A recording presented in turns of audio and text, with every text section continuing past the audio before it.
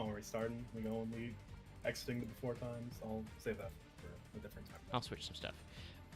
Is the audio? Yeah, okay. I unmuted the audio. I had to double check. Hi, I'll probably massage it until it hits 7:30 before I switch the POV. But I realized we were assembled early, and we were yapping about Balatro chat, so I figured I would start the stream part. Hey, chat, if we don't remember for us. Tentatively scheduling Fail Portrayal Balatro for next April Fools, because it will be a Tuesday. So yeah, we'll do something. We went in a little rabbit hole, and then we the joke came up of reviewing all the Balatro jokers. Because I think all three of us right now are the Balatro heads in this gang. Like, I think so. I would assume if Dallas has I have at least purchased any game in the past 6 months, he probably knows what Balatro is because he seems like he likes roguelikes, but that would require Dallas to spend new money, so he probably just plays Slay the Spire I will instead. say this, because I've played so much Balatro, I will never be able to play poker ever again. And this is the thing I like about Balatro. It's different I will than not playing think about like, it any virtual sane person poker way. is actual even V poker is just like annoying. I'll be asking, hey, someone pass me some tarot cards. But anyway, we're scribbling up, and I've pulled up. So today is going to be a funny little one. I've called it "Bird is the Word." So we're just yodeling down in the past, yapping about Yu-Gi-Oh decks, and I decided to string together this one because it's very, very interesting. Chat. What you see pictured on your screen is very blurry, but trust me, this is the original resolution. I got this off the internet. Is the structure deck Lord of the Storm? It's like the it says according to this in the TCG, it is the 8th structure deck. So this is after the rock deck, Invincible Fortress, etc. After Dragon, Spellcaster's Judgment, all that stuff. But before Dinosaur Rage, the first Dino structure deck, which would become Dino Smasher's Fury later. And this is a funny one because even in sometimes in the TCG, they chop up the remix, the R structure decks, into side sets and stuff because God knows we don't have enough bullshit to import. We can't just put it in a deck and sell it. There is no retrain version of Lord of the Storm in the OCG either. They just skipped it. They straight up skipped this deck. They retrained, the Spellcaster deck into the second Endymion Pendulum deck. They retrained Dino Smasher's Fury, which came after it. All that stuff. They just skipped this one. Why? Don't know, but I think I'll have some ideas later. I am learning that I need to read the OC Structures manga because I was looking up the Simorg stuff, just like while you were yapping. Yeah. Found a guy who plays a Simorg deck in the OC Structures, who's like, and he's also rocking Ryza, Apex Avion, Galaxy Tomahawk, all the Nightmares. From what I understand, the Structures manga is really good at being Yu-Gi-Oh because everybody in it is playing real decks. This is a whole ass deck list that this guy has on the Wikipedia page, and not like 7 cards. I'm like, oh well, he played these 7 cards. Yeah, the whole point of the Structures manga is to run through all of the structure decks they've released. So it's kind of similar to the themes we're working with, but I'm just gonna throw this in the. So the deck is very interesting. So the original Lord of the Storm deck, I mean, I'll admit it, even as somebody who has repped like Harpies and other winged beasts and wind decks before, not as much as some other people. What the fuck? I'm sorry. Just hold on, I'm looking at this. What we got? Yeah, 2 Greatfly, Galaxy Tomahawk, all the Simorgs, 2 Apex Avian. Bold today, aren't we? Oh, no Mega Ryza, though. Triple Link Karibo. Called by 3 of the Field Spell. Good choice, good choice. Got the Terraforming for the Field Spell. Featherstorm, Icarus Attack, all that stuff. Yeah, Jesus. We're cooking. And this is actually very similar ratios and members to the deck that was recommended to me by default for Simurg. Oh, they might have just pulled us right from this. Yeah, they probably started with this and then adjusted the ratios. Yeah, I mean, because I assume most structure decks there's a thing there and then you shape it and update it. Yeah, I think the general vibe, like most people, the common wisdom is, one, the OCG straight up bundle structure decks or offer structure decks with like what they call power-up packs. Like, they will straight up basically print special booster packs that have some little extra guys in there. Sometimes you can get the deluxe edition as well. For a short time, we did get them. I think like starter decks usually get power-up packs. Yeah. But in the OCG, it's every structure deck gets them. Yeah. And even then, in the TCG, most of them these days, I feel like, are made with the idea that you're going to buy 2 or 3 of them and fold them together to get 3 ofs, and then adjust your ratios accordingly when you have extras. You know, you pick what you want. So the original Lord of the Storm... The last major one being the Fire King one that kind of came out a little while ago. Yeah. That was definitely like, you grab 3 of this, chuck it together. The Monarch one, grab 3, just shove it together. X3 of the Trap Trick structure and X3 of the Albaz structure was also like, hey, how do I get into the Yu-Gi-Oh! Meta cheap these days? Buy 3 of this, you're good. That's like the most basic bitch starter. You will have cards that do things. You have a strat that works. Go for it. But yeah, so out of the old school, and even then, this is not that old school. Well, actually, no, it's decently old school. It's 06, where we're firmly lodged in the GX era. But so the power level is lower, but even then, I feel like the Lord of the Storm deck is a little underperforming out of old school structure decks. I feel like they were trying to go like halfway on a Harpy Lady themed structure deck, because they have Harpy Girl, the like normal. They've got all 3 of the numbered Harpy Ladies. Pet Baby Dragon got a reprint in this. Hunting Ground was reprinted in this at 2, by the way, in the old school structure deck. That was the first place Hysteric Party was ever printed. So like it was kind of a baby Harpy Lady structure deck, but also this was still early enough in Harpy Lady support that Harpies didn't actually do anything yet, other than tempo your opponent out with Hunting Ground, which you can do with any Winged Beast deck, technically, with some Harpies in it. So, like I said, this contained, obviously, the cover card of Simmergberg of Divinity, which we will pull up in detail later. It included another guy, Sonic Shooter, who you've probably never heard of. I'll pull him up later because he was brand new for this structure deck. You may be thinking of Storm Shooter, which is a different guy. No, I think of the guy that can move left and right and lock you things in place, I think. I'm pretty sure that's Storm Shooter. Let me see. Let me double check. Sonic Shooter's he zones? No, yeah. Sonic Shooter's a direct attacker. You are probably thinking of Storm Shooter. Oh, okay. But they're very similar. And it still had shit you need, like Slate Warrior was in here, Kamakiri was in here, Bladefly was in here, Bird Feast, stuff, shit like that. It was less the retrains variant and more just the proper Simorg archetype came out in the general time frame of Flu was also happening. So actually, no. This is the thing I do want to say. Right? Yes, you're correct. They're earlier. All of the Simurgh, like, bird cards, Simurgh Bird of blah, blah, blah, and stuff, those all came out in 2019, like, immediately before MR4. That said, if you don't know, because it's fair, you've probably never read a Simurgh card other than maybe the original old school 3, 20 years ago. This is literally in my description of the stream. I think the Simurgh archetype was a dry run at Floowander. It is a Winged Beast archetype that is all about normal and tribute summoning. However, they don't do enough of the kind of, like, wacky, wild stuff that Flunder does that I think anybody actually got them to work. We could probably go in the tank because it's a deck that came around, like, got all of its support in 2019. So somebody could probably check a database. I don't think Simorgh, as, like, the core of a Winged Beast deck, has ever made a top cut. A couple of the cards have gone into future Floowander builds.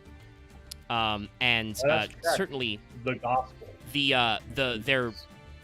The Simorgh Link monster is really annoying because it summons Winged Beasts, which can summon statue. So, like, there was problems here, but yeah. So, like I said, the original card, I do want to say, I'm looking at it. I said this wasn't a great structure deck. For monsters, it's probably not. If you wanted spell traps cheap, the Lord of the Storm structure deck fucking ripped. They've got MST, Crossout, Card Destruction, Lightning Vortex, Dust Tornado, Heavy Storm was still legal, Sakuretsu Armor. They include a one of Icarus attack at common. Like, this was a decent run at a structure deck. I feel like they truly do not make spell traps in structure decks like this anymore. Just for the sake of covering our bases, I looked it up. There is a single top of Simorgh in the OCG, and I'm only like, it was the runner-up of a tournament in 2023 of 36 people that looks to be a tournament they held in honor of opening a school. Like, it's just called Nanxing School Opening Cup. I couldn't, is indeed a very specific circumstance. Yeah, and the top 4 was Centurion, Simorgh, Synchron, and Vanquish Soul. It's this Synchron deck. Oh, it's Adventure Synchron. Interesting. Ah, a real deck. Yeah, it's Adventure Synchron. It's also just playing one Diabell Star. Of course, because that was the 2023. That'd be the year. Yeah. But yeah, so I've pulled up the original Big Bird. I have to step away from it. Let it not be said that Simorgh never topped. True.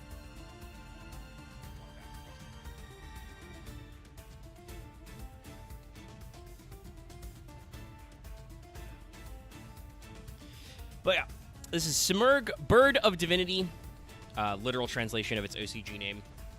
He is a big green bird. And this is the original guy from 06. So, I think this guy's crown is too small. Yeah, his crown is a little small. He's got a lot of extra bits. Prepare to see the ring behind him a lot. We do that a lot. There are parts of this I do like kind of the translucency on his outermost feathers is like really neat. Oh yeah, like we're in the sweet spot of like the evolution of like post GM but pre GX era of Yu-Gi-Oh card design, where I don't think they could make a bad I don't think they could make a bad card design unless they were trying to. No. And this guy, he's a big old fancy bird. It looks cool. And if you don't know, Simorgh is a benevolent bird-like deity in Persian mythology, so it's, pretty typical Yu-Gi-Oh stuff here. He's a big green bird because he's wind. He's a wind bird, so he's green. Not like a lot of extra nonsense there. He's got a gold ring. He's got some jewelry. He's got a big golden light behind him. Expect a lot of these themes to be out there. I do want to say, I hope he never loses his little chain jewels on his wings, because those have got to be a huge pain in the ass to put back on. You can see his little dangling tassels there. For a moment, I thought we were foreshadowing him losing that in later card designs, but you were speaking in I think also some of the others are going to be simpler, because they do kind of the same thing that I think ended up happening with Fire Kings, where a lot of the related Simorgh cards are just this guy but smaller. Yeah. I mean, him literally, I think one of them is called Baby Bird Simorgh or something in the OCG. Well, and like the other thing is like if they're all Simorghs, they're gonna have to have very linking like design emblems. It's not like Cyber Dragon, where we can make a billion different Cyber Dragons. Simorgh is a thing. Yeah, it is a specific bird. The original Simorgh, who was the cover card for this deck, is a winged beast, level 7, 2700 attack, 1000 defense. So for 2006, decent stats. Has a pretty good attack, but obviously suffers in the defense department. And chat, you will probably see immediately why this guy was not relevant very long term by his first line of effect text. This card cannot be special summoned. Gas. If you tribute summon this card, all tributes must be wind. It's funny that you can't even summon this guy with the Simorgh link. Yeah, no, he's not allowed to do that unless it says ignoring summoning conditions, which I don't think it does. I don't think so. And you want to know what this guy does? He must be tribute summoned. He's got 2700. He must have a really cool effect. Each player takes 1,000 damage during each of their end phases while this card remains face-up on the field. This damage is decreased by 500 for each spell trap card the player controls. So if your opponent has an empty back row and you have a full back row, they take 1,000 every turn in the end phase, and you take nothing. Cool. Great. It's a burn card. It's a burn card that punishes your opponent for having an empty back row. So, yeah. Yeah, I mean, that is... I get what they're going for. We're building a theme, and a lot of other cards, including a lot of the cards we're going to talk about later, and they kept that for the actual archetype design. A lot of these cards do involve back row removal, bouncing or popping back row. I mean, stuff like that. I do like the concept of like, oh, like it's. I imagine it's like he beats his wings and does big storm torrents, and oh, your spell and trap cards are your floodgates, or not your literal floodgates, but like your defense against it. Yeah. But this is way too convoluted for a 1K dome a turn. Yeah. And I'd have to check. Can I check when an episode aired on the wiki? If you're looking, I know. Are you looking for when Sky Scout showed up? Yeah. Or should I say Okay. Harpy's brother? Yeah. Aired in 07. So, he,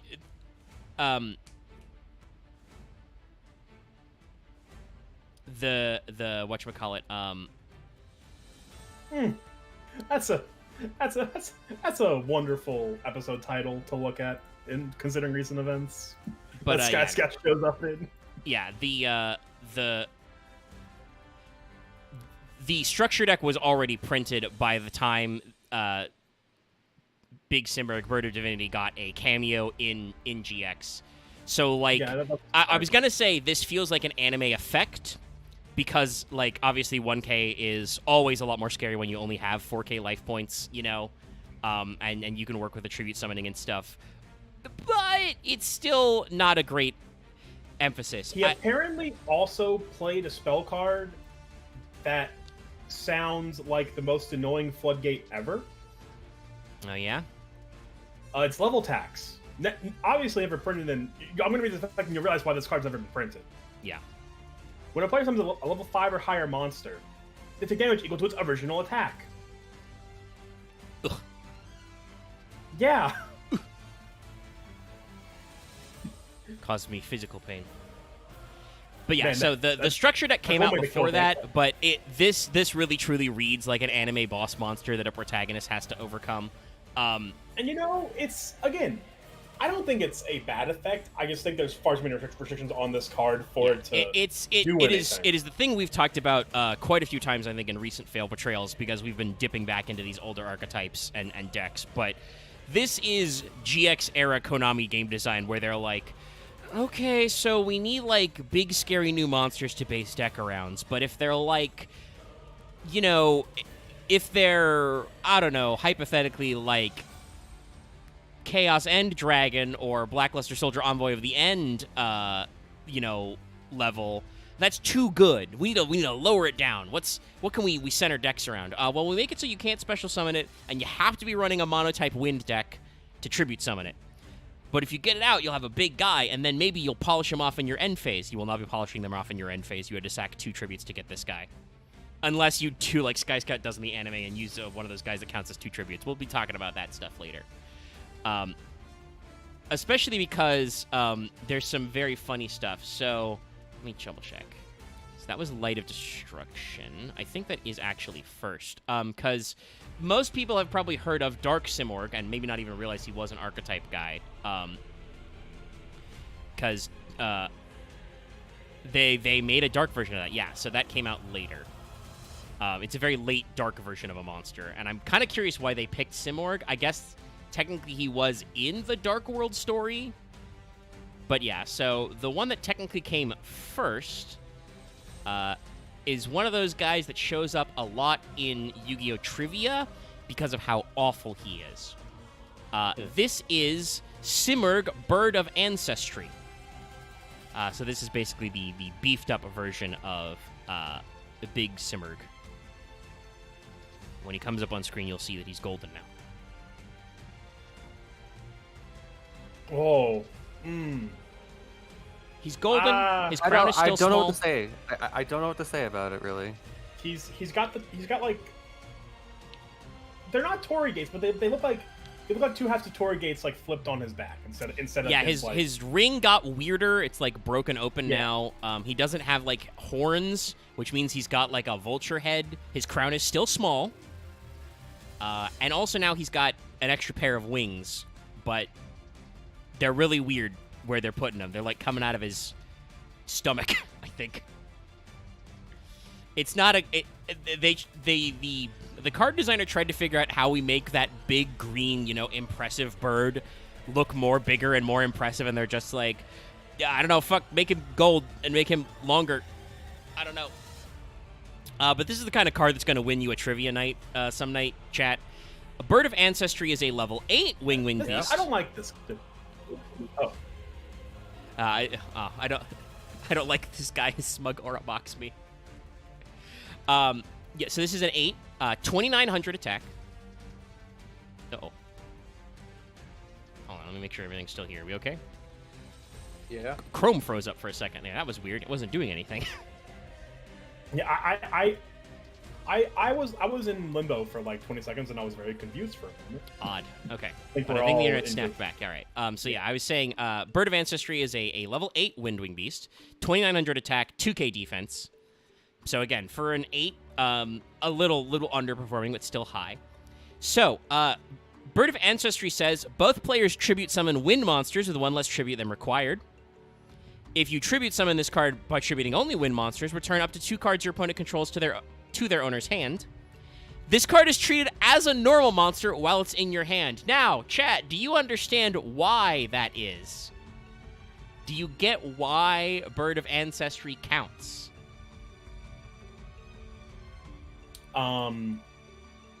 What? I did not hear the effect. What does it do? Its final effect text is Bird of Ancestry counts as a normal monster while it's in your hand.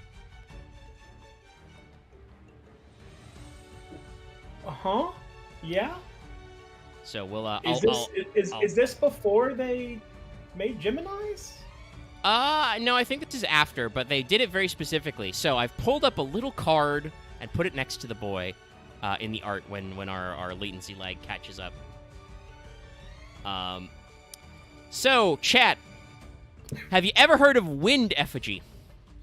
Oh, does it No. only count for a normal monster? Yes, Wind Effigy is a awful dog shit card from Phantom Darkness. It is a level 4 Windwing Beast with 1,800 attack and 200 defense, so I guess its stats are good. But it says it can be treated as 2 tributes for the tribute summon of a wind normal monster.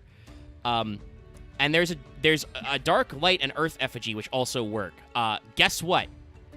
There is literally only one target that is possible for this, which is Bird of Ancestry, which was released a set after Wind Effigy. They printed Wind Effigy. It did not have any valid targets.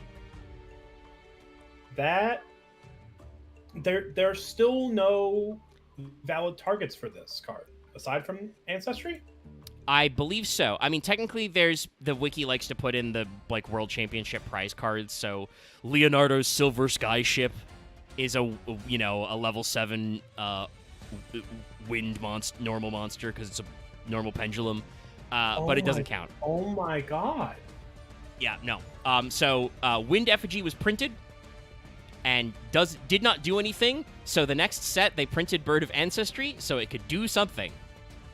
The second strongest normal wind monster is Luster Dragon number 2, which I think is like 2 decades old at this point.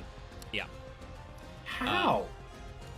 Yeah, I don't know if it's just because they don't want to acknowledge they fucked up with Wind Effigy, so they want us to just forget, or just game design, we haven't thought of a niche for wind normals?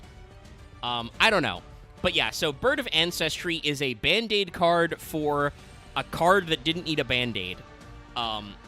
That said, otherwise its effects are honestly, for the Simurgh deck, pretty decent. This card can still be special summoned. It lets you tribute wind monsters for 1 less tribute. Now, Now, it does say Tribute Summon, so I don't actually know wording-wise, like PCST. Does that allow you to normal summon without Tribute if you're 5 or 6? Does that count still as a Tribute Summon? I don't know. Actually, we got a rulings tab on that. What did you say? Oh, that's big. It says Tribute Summon Wind Monsters with 1 less Tribute than required.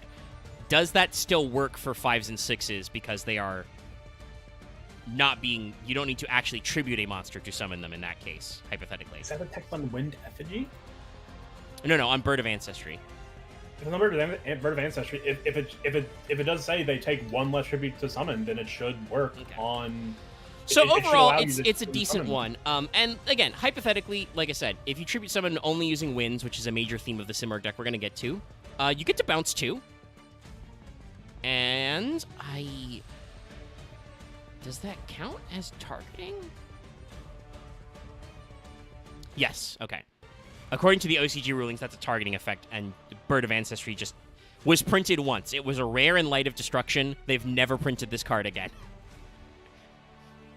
I think it would basically be in essence of like Mausoleum, where it just allows you to skip it. Yeah. Like obviously there's still a cost you're paying for it.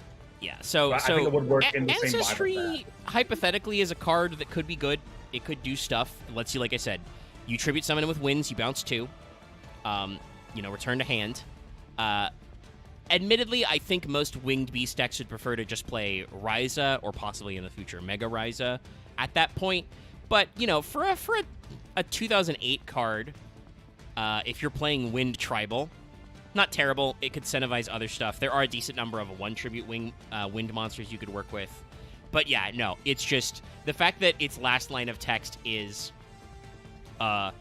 this counts as a normal monster only in your hand is like so funny to me. They just wanted to make something that works for Wind Effigy. Yeah, I'm checking Gemini. I need to look at Gemini monsters now. I'm sorry. I'm just like I'm obsessed. I'm obsessed with the concept of this card. That like there has to be at least a Gemini Wind monster, right? There has to be. A high level one? Oh, I mean, maybe one of the Chemicritters? Oh my! No, there's not. There's 2 2s and 2 4s. There's a single target for this dog shit card, and it came after they printed it, and they went, oh wait a second, I never printed one of those. And it's a shame too because Wind Effigy looks pretty sick. I like it. I mean, I'll be honest. I've known about these effigy cards forever. I don't think I've ever noticed it had to be a normal monster.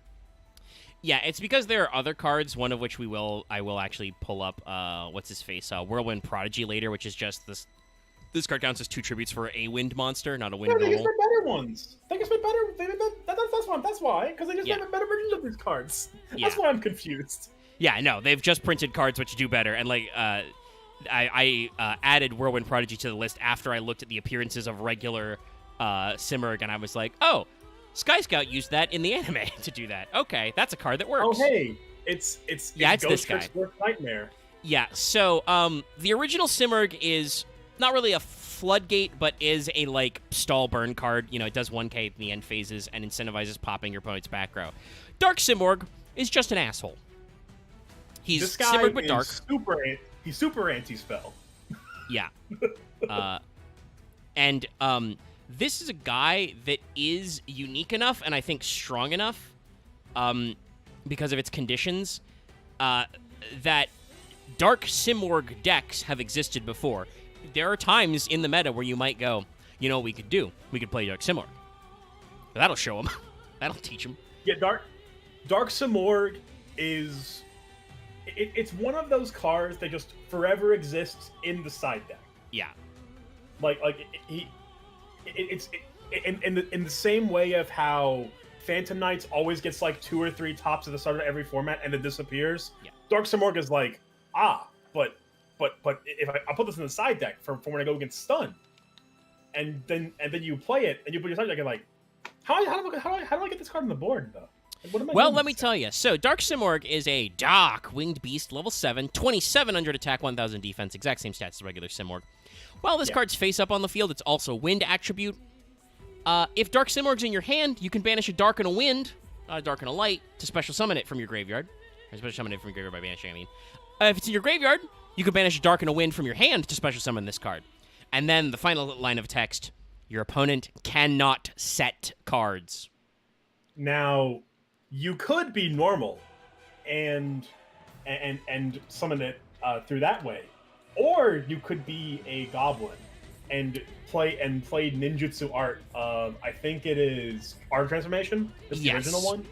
Yes, that's the other thing I was going to say, is that there are a couple of different engines turbo at Dark Simorgh. The Ninja one is the most common because it references high-level winged beasts.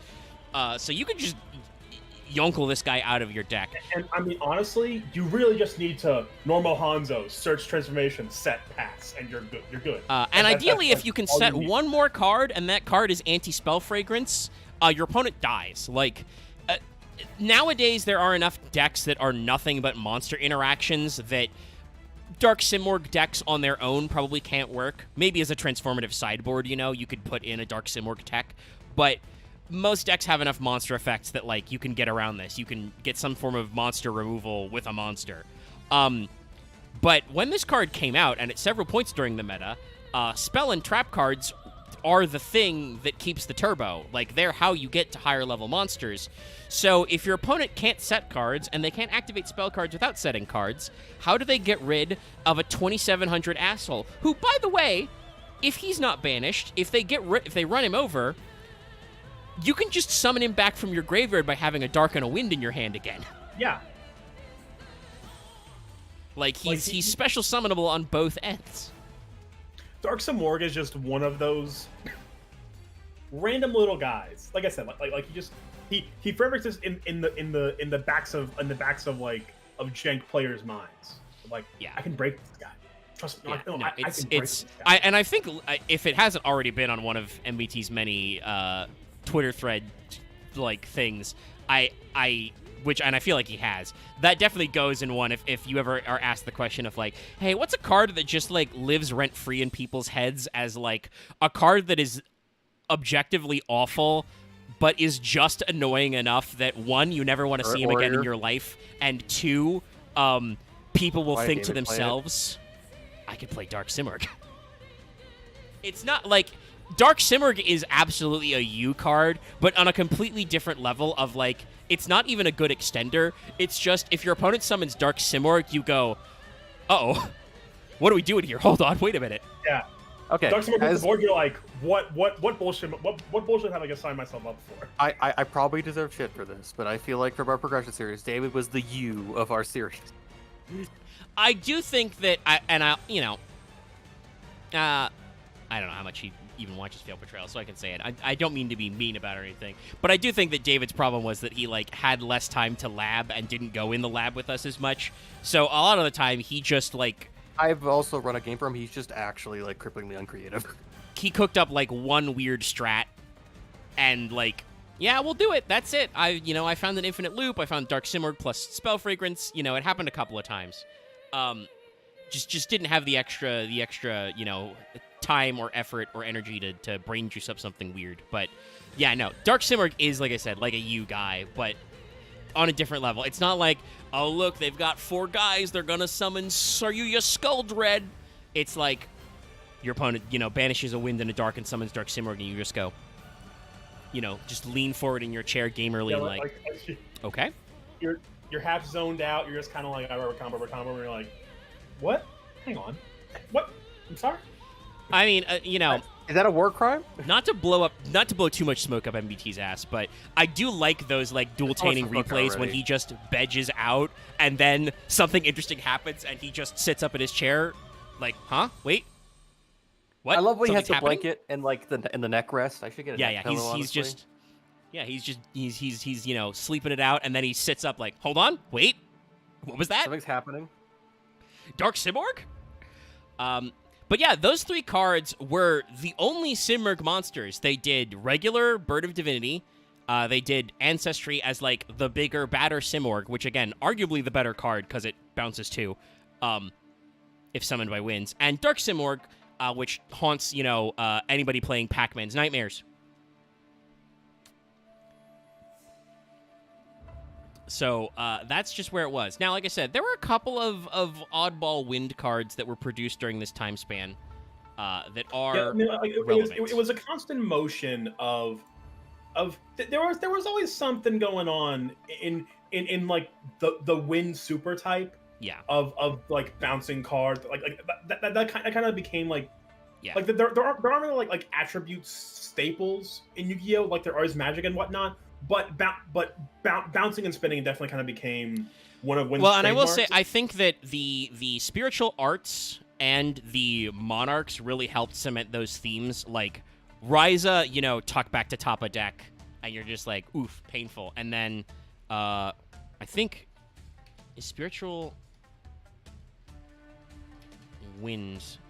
The spiritual wind art is... I think it's return to hand.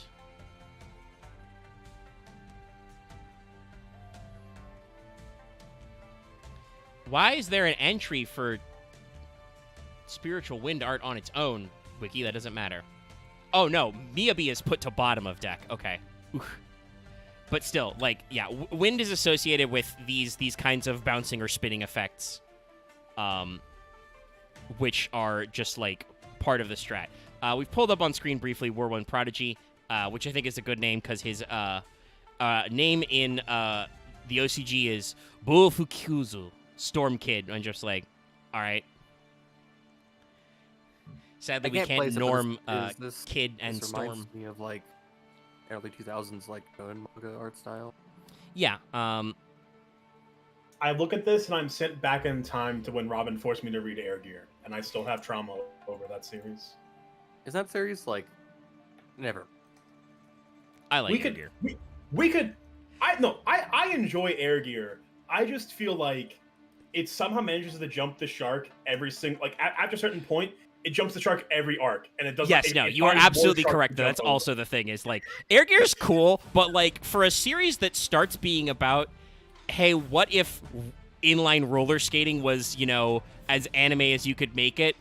There becomes a point and then... where we are dealing with, I guess, spoilers for Air Gear.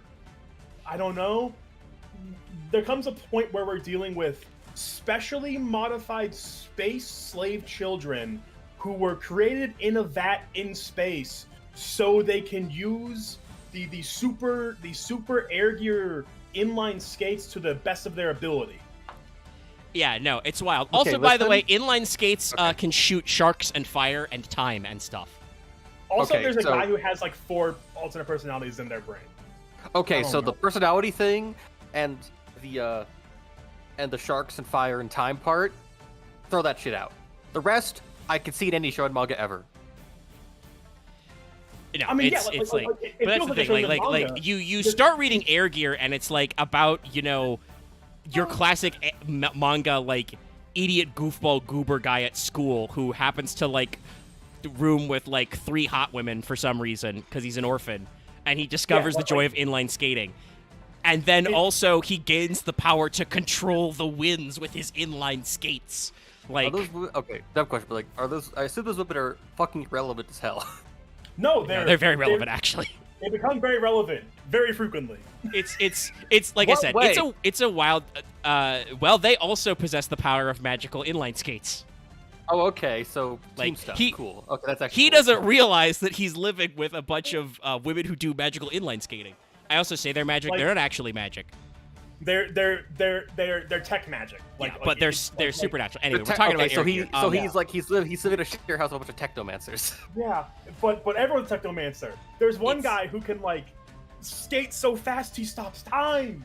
Yeah, no. Why? I mean, technically the manga bubbles are like he's not literally stopping time. It's just the way he uses the Air Gear technology like makes you think he's like moving faster than time because your brain can't keep up with what he's doing. It's still but insane. it's still stupid as hell. That's still stupid. I think that's. And like I said, there's the shark kid who like. Cooler when it was. I think that's cooler when it was a horse race, but eh. It's the shark kid is like uses his inline skates in water to create overpressure to fucking kill you and shit. It's no. Listen, I love Air Gear. Give me my new anime adaptation so it's a to cover Shonen the whole Battle manga. Race manga?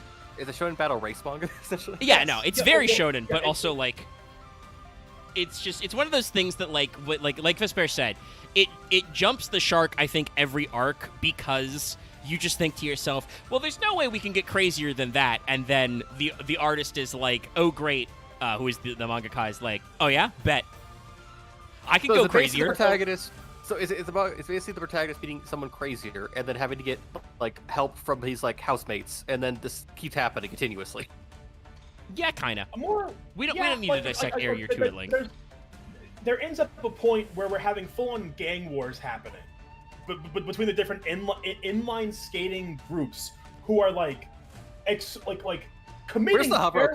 Okay, where are the guys? Where's the weirdos with the hoverboard? Nah, sadly, no hoverboards, only skates. But there is a very obvious XP of American President Barack Obama. Okay. Anyway, let's keep going. Air Gear's great. It doesn't talk about Air Gear in the Wind episode, you know? But Whirlwind Prodigy here, I was double-checking this. This is probably a Akina Fujiwara piece, the artist behind the Charmer cards and Raging Flame Sprite and stuff. It has that energy. He's just a, goofy little manga lad. He's got a little knife. He's a level 4 Wind Fairy, but he's 1500, 1600, and counts as 2 tributes for the tribute sound of a wind monster. So this is just Wind Effigy, but better. Except, wait a minute, hold on. When did Flaming Eternity happen? That's right. That's Flaming Eternity is pre-Lost Millennium. That's an OG, a Duel Monsters set. So wait a minute, Wind Effigy was already bad. Okay, he was already pre-power crept. Wait, I have another axe tangent. Wait. I need to ask this. How many main keywords have been reused in Yu-Gi-Oh? Oh, I don't know. There's a lot. They're like set titles. So I think they like it that way. Before Wind Effigy came out, there was already the generic version of this. Whirlwind Prodigy already existed. Admittedly, Wind Effigy, I mentioned before, is an 1800 attacker, but its effect is categorically worse. Literally didn't do anything when it was printed. And the other effigies are kind of shit. Like Earth Effigy is a 2K ass. That's it. The other effigies are just 1500 bunguses that don't do anything. Yeah. No, it's not great. But yeah, so like that is Prodigy, I think, is a card you would actually play in a hypothetical Simorgh deck these days, even just because you do a lot of normal summoning and tribute summoning. So this is the guy I mentioned as being one of the brand new cards for the structure deck, Sonic Shooter. Talking about our, old school anime and manga references, a wonderful bird man possibly practices law. I remember this card. I remember having this card for some. You may have owned the structure deck at some point, or picked it up somewhere else. This guy is just a weird little guy. I think I owned this like a very foil sword. And this guy, he's not terrible. They remembered him. He exists when they printed the Speed Duel starter decks. That's about it. This is Sonic Shooter, not to be confused with Storm Shooter. Mr. Sonic Q Shooter here is a level 4 Windwing Beast with 1300 attack and 600 defense, and says, if there are no cards in your opponent's spell trap zones, this card can attack directly. If it does, battle damage is only the original attack of this card. So if you boost him up with huge equips, he only does his 1300. But if he's debuffed, he still does his original attack. But yeah, this is very clearly getting into that theme of the Simorgh deck of well, if you remove all their back row, you can set up plays like you can have this guy attack directly, other stuff like that, do all that little chip damage there. Otherwise, very unimpressive card for what is honestly a fairly decent artwork. He's doing a fucking action shot. He's flying in. He's ripped as hell. He's moving and a schmoving. And like I said, I don't really like the cod piece thing that he's got going on. Yeah, that one bothers me a little. I I keep have looking seen. at it and I'll thinking say about this. it. I've seen a lot of like fucking pelvic covers like that. It's very That's old school. kind of commonplace. I mean, I've seen a lot of them, but it doesn't mean I have to like them. That's fair. I also Doesn't ha- it- think, it doesn't speaking look of his good, wardrobe so- choices, I'm fairly certain he's wearing garters. Like you can see the black streak going up to like his hypothetical like belt line. I'm pretty sure he's wearing like knee-high stockings. Not normally he's what like I a would wear 14 for Wrestling character. Matter. I mean, he's showing solidarity for the new PSG series coming out, Omega. That's true. So this is Oh, the guy. I literally think that's real. over decades in the past. Okay. I mean, it is back to the past, but also new panty and stocking. I think I'm pretty sure Trigger did say recently throw out another trailer that like, yeah, we're still working on it. Yeah, no, it was announced years ago, I saw it yeah. yesterday in the anime manga channel. Yeah. I was like, oh, huh, that's neat. They're still trucking. So this is the card you've probably seen way more, mostly because of shit like Junior Journey and MBT's like progression playoffs and stuff like that. Because this guy is Storm Shooter, not to be confused with Sonic Shooter. But Storm Shooter is a card who is an absolute, I want to say, an absolute legend of weirdo limited formats. First of all, doing I think he is supposed to be related because he's got the same like armlet, things. He's giving me. He looks like he's about to get Icarus attacked. Is what he looks like. I know that's Birdman and Joe or something on that card. Yeah, but he looks like he's about to get Icarus attacked. yeah, he's going for it. And this card was printed in our old favorite, Cyber Dark Impact. Our favorite. That set is full of a lot of things. Yeah, that set has. It has gone through a Junior Journey, you might even say, of like everyone said it was shit.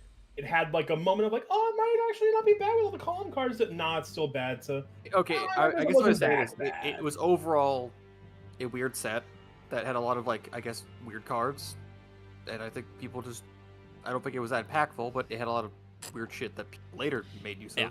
It's a card it's a set that's had a surprisingly long amount of longevity, in that cards that are in it still keep coming up.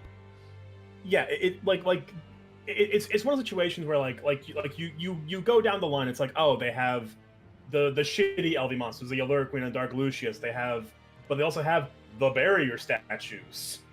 Also, And to be fair to the Vanity like, Fiend it and has the Ruler. original Cyber Darks and stuff we talked about. But Yeah. also to talk about that. Oh shit, Vanity's Fiend's in that set. Ugh. Yeah, I was Um, Vanity's Fiend and Ruler, and the Vanity's card no one plays because another subset of cards that was in this set were the chain link cards was also a thing happening. Yeah. Remember? I also I did the fucking Doki Bird GIF face when I saw Instant Fusion was printed first in this. What? Yeah, Instant Fusion is from Cyber Dark Impact. Interesting. Okay. Hmm. Okay, that's- Huh. But yeah, Black Horn of Heaven was in here. That's a good card too. But yeah, like it's a really weird set because it's got, Cyber Dark Dragon on the front and it has all the original Cyber Darks and like you said, Allure Queen's in here. Even though, Allure Queen got legacy support, that's actually probably not a good deck, but is a thing that does stuff. Oh, it's got Rada's favorite funny card to mention, a Bucky. Oh, fucky. Like it's a really so weird one that has a badly- lot of longevity, like we said. I so badly want to see a chain link 7 Vanity's Call. Oh god. Like so What does badly that in do? my What would life. that do? Vanity's Call. Activate only has chain link 4 or higher. Pay half your life points. Negate everything in this chain Yeah. and destroy them. Yeah, Vanity's Call is it has to be chain CL4 or higher, but it's solemn for everything in the chain above it. It's Ironically, super solemn. I know that reminds me of the version of that where it's I think it's really just can't transition. Yeah, it's the Galaxy card lets you do a similar effect. One of my favorite fucking counter spells, better counter traps in the fucking game. Yeah, Vanity's Call is just that, but slightly worse. But yeah, so Storm Shooter. Also, actually, no.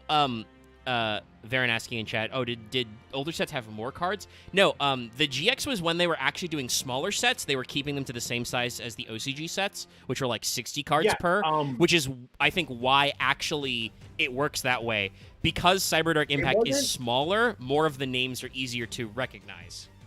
It wasn't the GX sets. It started right near the tail end because I'm only bringing this up because of the running joke.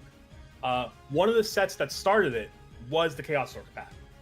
That I managed. So basically, what happened to very briefly finish this recap, so we can talk about what Storm Shooter actually does. You probably know what it does, but he does actually do a funny thing.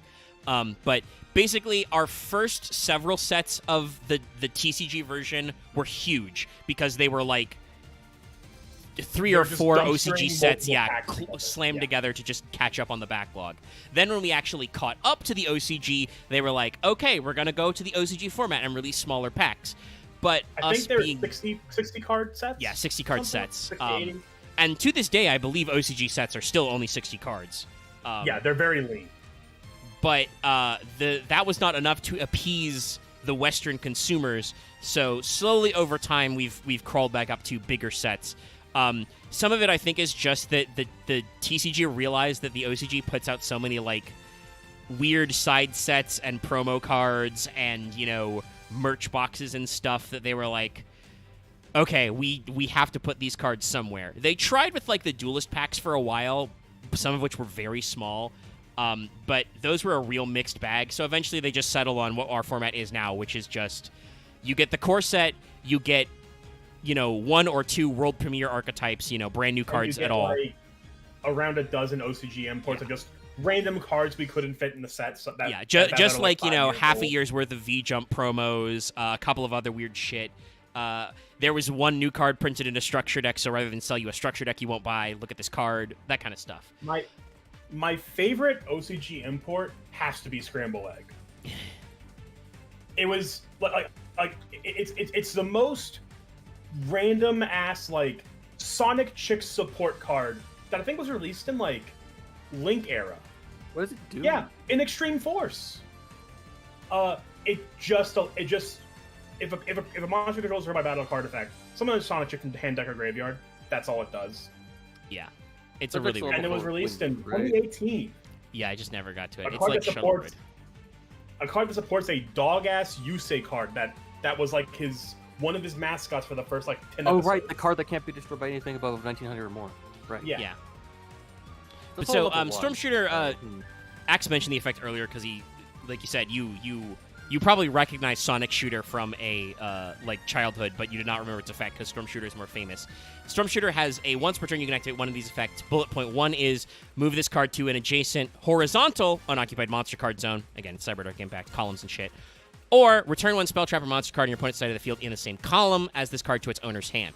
So again, Storm Shooter is a card that like more famous than Sonic Shooter, but definitely fits in the theme of Cimmerg. It is a Windwing Beast, you know, tribute monster who can do funny column things and bounce cards.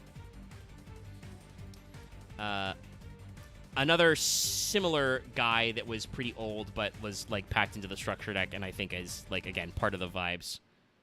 Oh, and also is like way freakier up close. What the hell are we smoking with this guy? I'm gonna pull up Tornado Bird. Also, you know, I want to like semi-knock on wood. Right now the stream says it's buffering, but on the OBS end, it doesn't say we've dropped any frames, so I think it's actually on YouTube end. Not sure what exactly the juice is like. And the preview image looks good. This.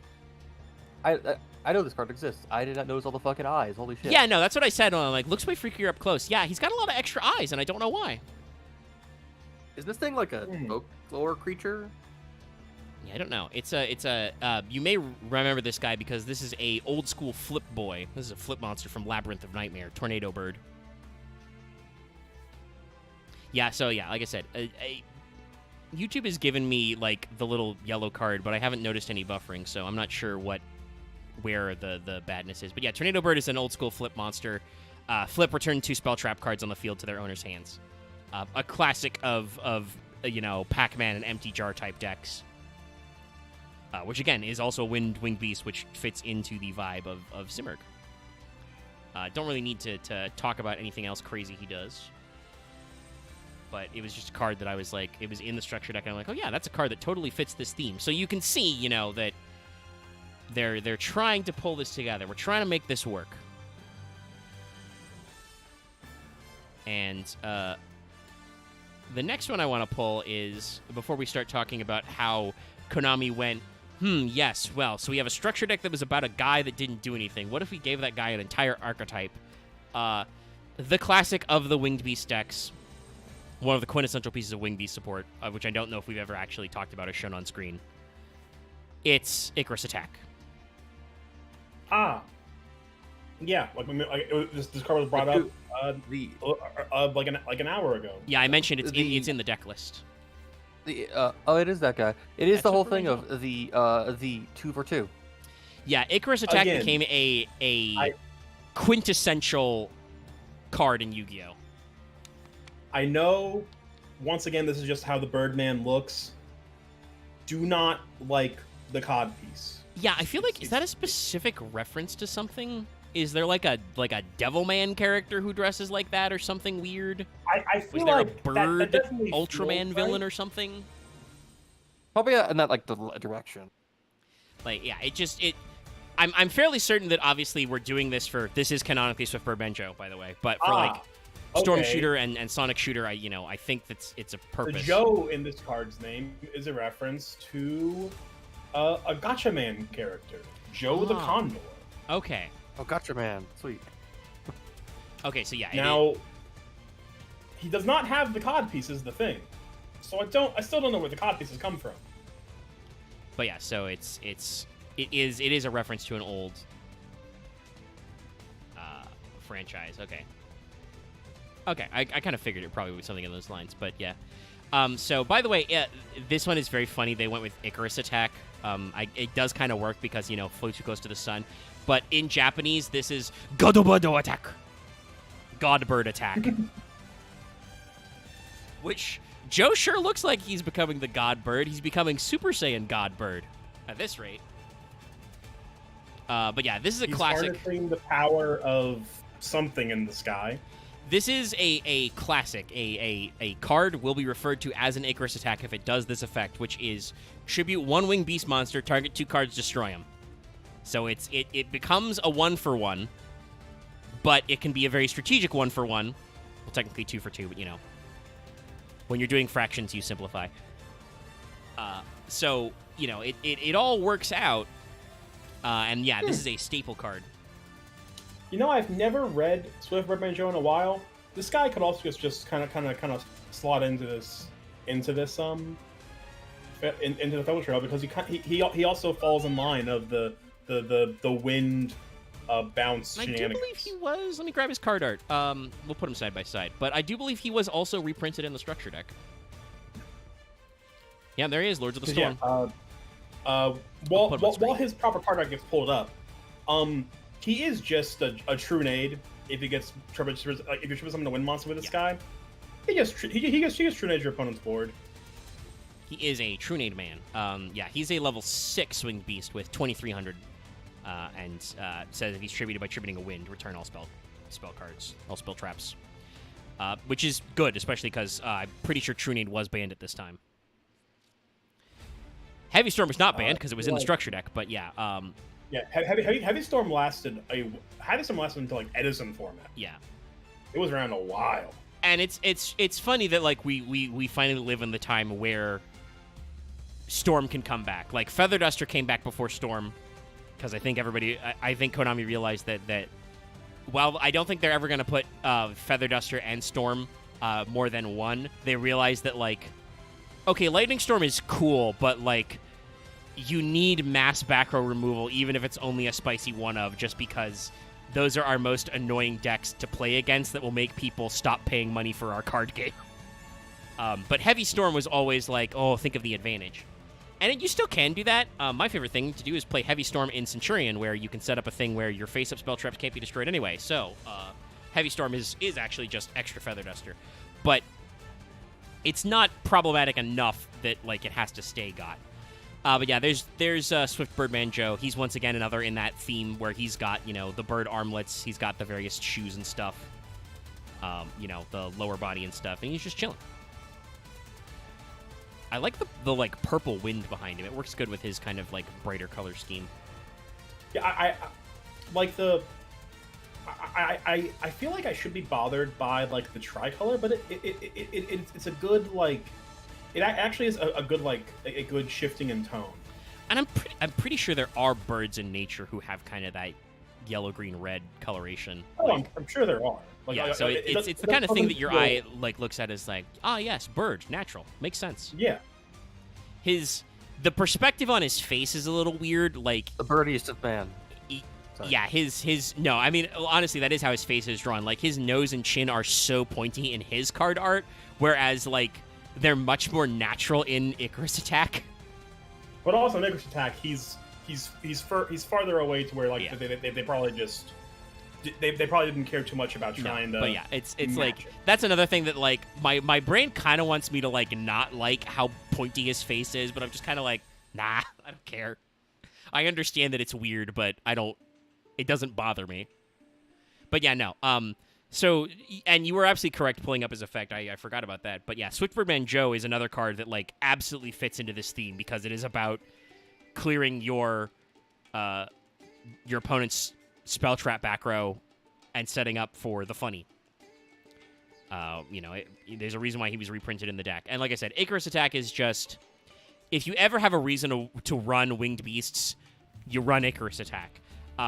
Yeah, I mean, like even to this day, Icarus Attack is like still played in basically every Winged Beast deck. Even though traps are bad, this is like this card's crazy.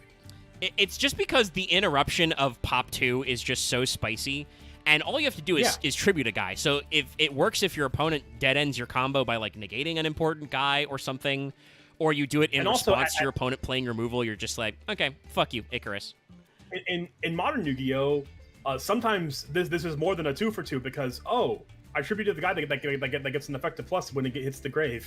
Yeah, no, when you can set that up is when it gets real good. But so basically, I do have some room if we have enough time to talk about some more generic, like thematically associated bird cards. I mean, we'll be doing this for an hour. Well, that's for later, like I said, because we have to actually talk about all the Simurgh cards. But what I was gonna say is like, gotcha. The ritual upgrade version of Sonic Bird, Transonic Bird, is like connected to the Simurghs in lore because he's got one of their like divine rings on his jetpack and shit like that. So like there's a few generic bird type cards we could talk about, but first we got to actually talk about how like over 10 years later, in 2019, remember the original structure that came out in 2016 or 2006. 26, that works too, but like we're talking, many years later, Konami finally went, oh yeah, Simurgh, that should be a thing. Yeah, we can make an art out of that. And they did. We begin, of course. Oh, did not copy that correctly. Hold on.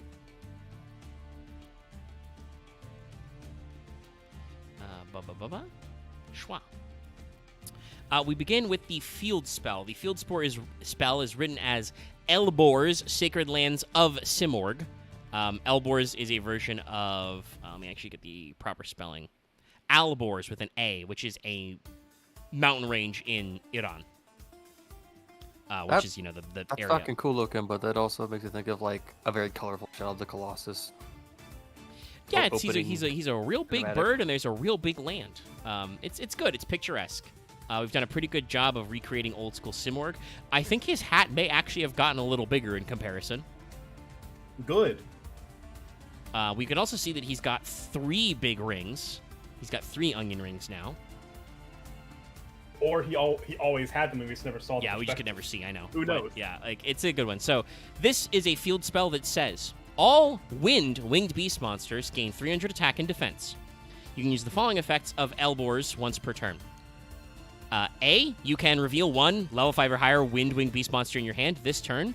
You can normal summon winged beast monsters for 1 less tribute, even if this card leaves the field. So once again, just making the process simpler. 2, If you control a Wind-Wing Beast monster, you can, immediately after this effect resolves, normal summon a Winged-Wing Beast monster. So, it has 2 effects. You can reveal a high-level wind, which would normally be a brick, to dial down all your tributes for your winged beasts, including, by the way, even non-winged beasts. And then also, if you already have a wind-winged beast, you get an extra normal, which naturally, because you're cutting corners on tributes and stuff, means you can normal summon a regular guy, reveal a high-level Simorg in your hand, tribute summon him for 1 tribute. It's funny how that goes. Yeah, no. So, like, immediately, chat, you can see they're going very much on the normal and tribute summoning engine here. They are firmly building that up.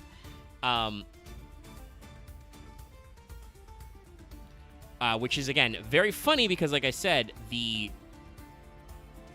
I feel like this is clearly the prototype to Flu, but they're doing it differently. Like, for instance, Magnificent Map, the Floowanderese field spell, is reveal one of the level 1 Floowanderese, because they're all consistently level 1s except for the big ones. You banish a card with a different name from your deck, then normal summon the revealed monster. And then when your opponent normal summons a monster, you get to normal summon a monster. Like, the difference of time between 2019 and 2021, like, just a couple years of game dev is, like, Konami goes, okay, this Simorg shit, not fast enough, not speed enough. It's cool that you can, like, double normal summon. We need to clearly give you, like, other action. What if you could normal summon on your opponent's turn?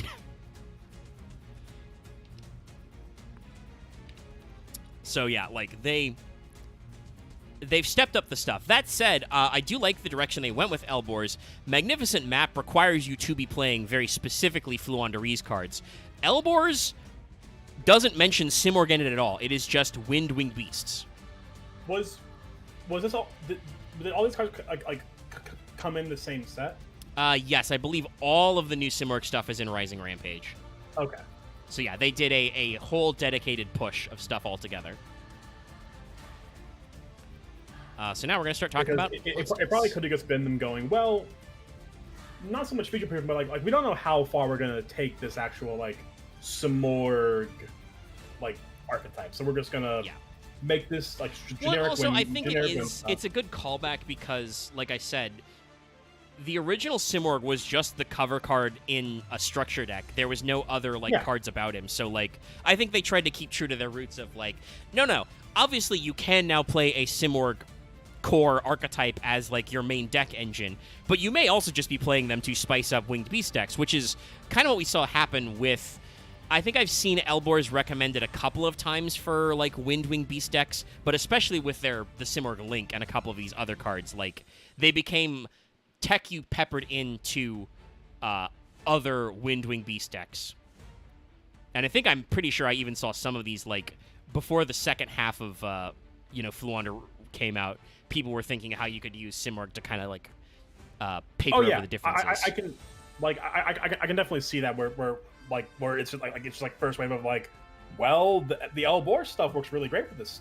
Yeah. I'm sure, I guess. So this is Simorg Bird of Beginning. Literally in the OCG, this is the one I mentioned earlier, is just called Simorg Baby Divine Bird. I like that he has a baby crown. Yeah, it's got a chibi art style to go. A whittle guy. He's just a little guy. I would say he's not as adorable as Fire King Ponix, Baby Garunix, but he's pretty up there. He's just the art style is definitely like intentionally going for a more chibi look too. Whereas Ponix, like, well, I wouldn't say Ponix was chibi; it was more just small. Yes, but maybe even like Ponix is even maybe being a little comical rather than cute because he's very rotund. Yeah. Whereas this is very much just like small. So this is a level 1 Wind-Winged Beast, 0 attack, 1600 defense. And he says, when this card is normal summoned, you can activate this effect. That was when this card is normal summoned, you can activate this effect, semicolon. During your main phase, this turn, you can normal summon 1 Simorg monster in addition to your normal summon/set. You can only gain this effect once per turn. If this card is in your graveyard and your opponent controls no cards in their spell trap zone, special summon this card in defense position, but banish it when it leaves the field. You can't special summon for the rest of this turn except Winged Beasts. You can only use each effect once per turn. So, yeah, no, here it is. We started a whole archetype. This guy, on normal, gives you an extra normal. This is different than the Elbor's extra normal because that's activate an effect that then after that you normal summon. I love getting 5 extra normal summons. Yes. This really was just boneless flu. Yeah. No, like I said, that's when I was reading these cards, I was like, oh, I understand now where Floowander came from. They tried it with Simorgh and just, it wasn't turbo enough. Like, look at these restrictions, chat. Obviously, this is 2019. We are in the height of Link format bullshit. You know, we're still in MR4. So, if your opponent controls no cards in their spell and trap zone, you get a free special summon in defense position, but banish it when it leaves the field. Hey, guess what? Free Link climbing, baby. That doesn't say it has to be on your opponent's turn, so you get an extra normal, and when you send it to the graveyard as Link material, you get to summon it back for another Link material. But we're locked to Winged Beasts. Oops. There could never possibly be a really powerful Winged Beast Link 3, right? Surely not. Yeah, so, no, they... Like, Konami is clearly cooking, but also they're being cautious. You know, like I said, it banishes itself after it's, you know, done. We've kind of gone back to that, but I remember there was a distinct line of cards in, like, 2022, 2023, where, like, Konami just, as an experiment, as a treat, just stopped printing that effect on cards that reborn themselves that were hard once. Yeah, they were just like, what if we didn't? And I don't actually think that actually broke anything because they weren't in decks or archetypes that were really strong either. They just were trying it out. So, yeah. But, you know, Bird of Beginning becomes one of your, you know, common starter cards. It's a guy that has an effect on normal. He has a great card in, you know, great graveyard effect, which is good for turn 1 plays, but also lets you extend if your opponent, you know, you're going second, but you do the thing. And then our next one is, which, by the way, this is one that I find this name hilarious. So the card we're about to pull up is Simorgh, Bird of Bringing. What's he bringing? Well, can you guess what this card's effect is? I'm guessing he allows you to summon a winged beast from the deck. Because that effect has never been broken, right? A little too powerful. You're thinking a little too simple. I'll spoil it here. This is just on normal. Add a Simorgh from your deck to hand. Oh, yeah, sure. He's just the searcher. So this one's an interesting design because like it's clearly got the elements you would expect from Simorgh. It's got a little ring. It's got the weird chain things all over its body. The decorations. He's got a funny hat. But this looks like a very different type of bird. What if he was Bird of Tutoring, though? That would probably be funnier, but yeah, no. In the OCG, he's literally just Bird of Bringing as well. So he just fetches you some stuff. Do we have a tribute for, like... Yeah, no, we don't know. Well, yeah, no, sure. like, this... I don't, like... This is a tropical bird. There's no way this is living... Like you said, in the vague region of Iran. Yeah, no, earlier? Yeah, it's a mountain. Elbor's gets its name from a real life mountain range that's in Iran. Yeah, the mountains deep in Persia. Yeah. Yeah, the Alborz or something. Yeah, I think is what they're called. So you know, I don't know, just deep in Central Asia. This guy. This guy's vibing. This guy's vibing and like his specially crafted like greenhouse. Yeah. Producing all the best lights. So this is a level 2 Winged Beast. 1k. If it's normal, add a Simorgh from your deck to hand except Bringing. If this card's in your grave and your opponent has no cards on a spawn trap zone, you can special summon in defense, but banish it when it leaves the field, and you're locked to Winged Beasts. You can only use each effect once per turn. I think most of the small ones have the effect where if your opponent doesn't have any spell traps, you can summon them from graveyard. So, like, again, you can clearly tell they intended this to ramp into the Link. But also it works for tribute fodder because it means that you have ways to bring out little guys to tribute. But no, yeah, this is just your searcher. You know, pretty normal extension stuff. Not the greatest, but again, they clearly think that you're going to be Link summoning in this deck. So, or you'll arrange it so you like get Elbor's and tribute summon this guy off. did we miss a Smorg card, or are these like? No, okay. Looking at Darcy's, these look like retrains. Okay, never mind. I saw a different Smorg that's not Wind, and I was like, hang on, why didn't we? Why didn't we cover that guy? There's a couple. I think I have these guys in alphabetical order, which also happens to be like I think their levels keep climbing. But yeah, no, there's a couple of weird guys that do that. We have a 1, 2. We have a 1, 2, 3, 2 4s, 2 7s, and then 3 8s. Yeah, which so we have a Bird few of Ancestry was the 8. Yeah. So this next one is Bird of Calamity. Oh. Which I assume is meant to be like a little baby Dark Simurgh, maybe. Because he's got the gray ring. It's split, but it's still mostly ring-shaped. I don't know. I kind of like this bird's vibes. This is the kind of bird that you see when you're up in the mountains and you go, shit, I should not be in these mountains. There's a nasty little bird looking at me. This is the bird that will tell you riddles 3. Yeah, no. By the way, in the OCG, this is just straight up Simurgh, Divine Bird of Death. Solve my riddles 3, or your eyeballs belong to me. Ooh, good rhyme. The Bird of Death would absolutely tell me that shit. Do not fuck with this bird. If you hear this bird start talking, just walk the other way. Nah, man, these mountains aren't cool. Interact. It's not even like the legend of like the rock, which is from like North Africa and Arabia, which is like, oh, it has golden eggs. No, there's no reason to come to this valley. There's just giant birds here. There's no reason to come to Calamity Valley. So, Simurgh Bird of Calamity is the level 3. I mentioned this earlier. It's got 1500 attack, 200 defense. I think they play this pretty consistently, that the stats are either pretty average or they're like high attack, low defense. Bird of Death, Bird of Calamity is just on normal. It's a foolish. Send a Simurgh from your deck to graveyard.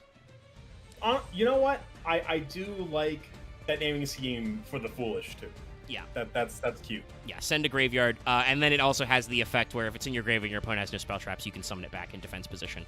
So it also link extends, which, again, is a good reason to have this guy because all of your guys have the ability to special summon them out of your graveyard so far. So if this is your normal, okay, normal, foolish, summon, etc.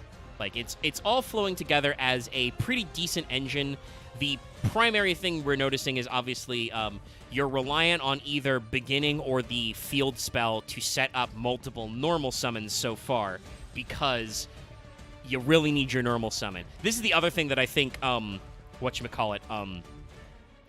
is really cracked, where all of those guys, they just turned normal summoning into special summoning because every Floowander effect reads, and after that, you can normal summon a bird. Yeah, like they're, for all intents and purposes, your special summoning and flu, they're read as normal summoning. Yes, they just turned normal summoning into special summoning by making them chain together. Now, admittedly, that is something that you have to be careful about because it's like one of those things where, like, if you build the chain incorrectly or you fuck up your selection of like names because they're all hard onces, you can fuck yourself. But it's a strategy that works. Whereas these birds, the Simurghs, are like, you really need access to those extra summon engines, or you need free special summons so that you can start like tributing or something, and it can be hard to actually get all their guys out. Like, unironically, if you were trying to play pure Simurgh just for funsies, I would probably say you should play double summon. Just on the off chance that, like, yes, you can't search it, but if you open a double summon and you have 2 guys to normal summon, you're going to plus off it, so it's worth it. Yeah. The next bird, who will be appearing shortly, is Bird of Perfection. Yeah. Perfection or protection? No, Perfection is first. Okay, because yeah, there's also Protection now. This is Perfection, which I think they could have done that better, but I get why they didn't want to use its original name. This is Divine Bird of Extermination in Japanese. Mm-hmm. So this is Calamity or Bird of Death, but biggerer. And, like, yeah, that's just what it is. The bird got even bigger and more ominous. So this is, I think one of the ones you were thinking of earlier. This is a Dark Windwing Beast. 1800 attack, 500 defense. First line of text. While face up on the field, this card is also wind. Oh, I was thinking of the even bigger one. Yeah, there's one of the higher level ones, yeah. But no, there are a couple of them that are darks, but also count as wind when they're on the field. But I not do like in, the idea in of some point between Calamity and Perfection, or between Calamity and Perfection. He became dark. Like he's in his emo phase right now. This bird has clearly gone wrong. Yeah. So you can use each of the following effects once per turn. Once, so either during your normal phase, if you normal or special a winged beast, you can reveal this card in your hand. After it resolves, immediately normal summon a Simurgh. So it has a very funny, form of extension that works off normal or special. And also, if this card is normal summoned, you can send a Simurgh from your deck to your graveyard, and then add a Simurgh spell trap from your deck to your hand. So it has basically an advanced form of Calamity's effect, which also searches a spell trap, and it's just in hand. Could be a normal summon extender, or you could keep it in your hand so that you can summon Dark Simurgh if you want. If it's in your graveyard. Like, there's a lot of strategy here. Like I said, this is... I don't really know. 2019 was, just before I got back into Yu-Gi-Oh! For the second time, which has continued to this day. So, I don't really know what decks were popular or cool right around then. But Simurgh definitely feels like, under normal circumstances, this deck should be competent. It has all the tools it needs. It just lacks a little bit of the extra spice.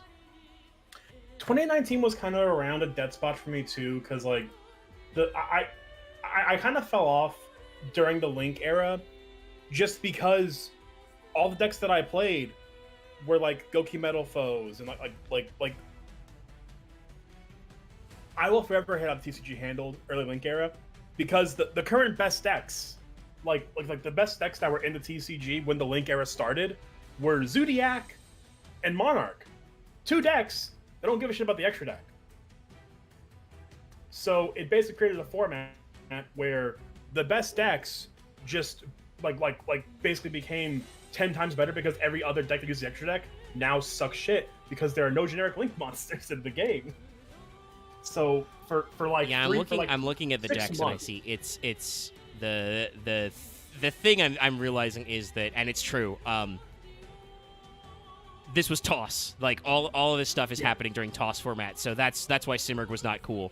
Simurgh could not beat the decks of TOS. Thunder Dragon, Orcust, Sky Striker, Salaman, great. Though also, apparently during this time there were a couple, I see a couple of Weather Painter tops. This was the one time Weather Painter was relevant. Weather Painter got its time in the sun for a brief moment. Then people actually, I think, learned to read Weather Painter cards. Because I feel like that's Weather Painter's primary problem, is that it's a deck that is, very unique, and so if you play against it, you're like, what's happening? Your back row gives your monster a different effect?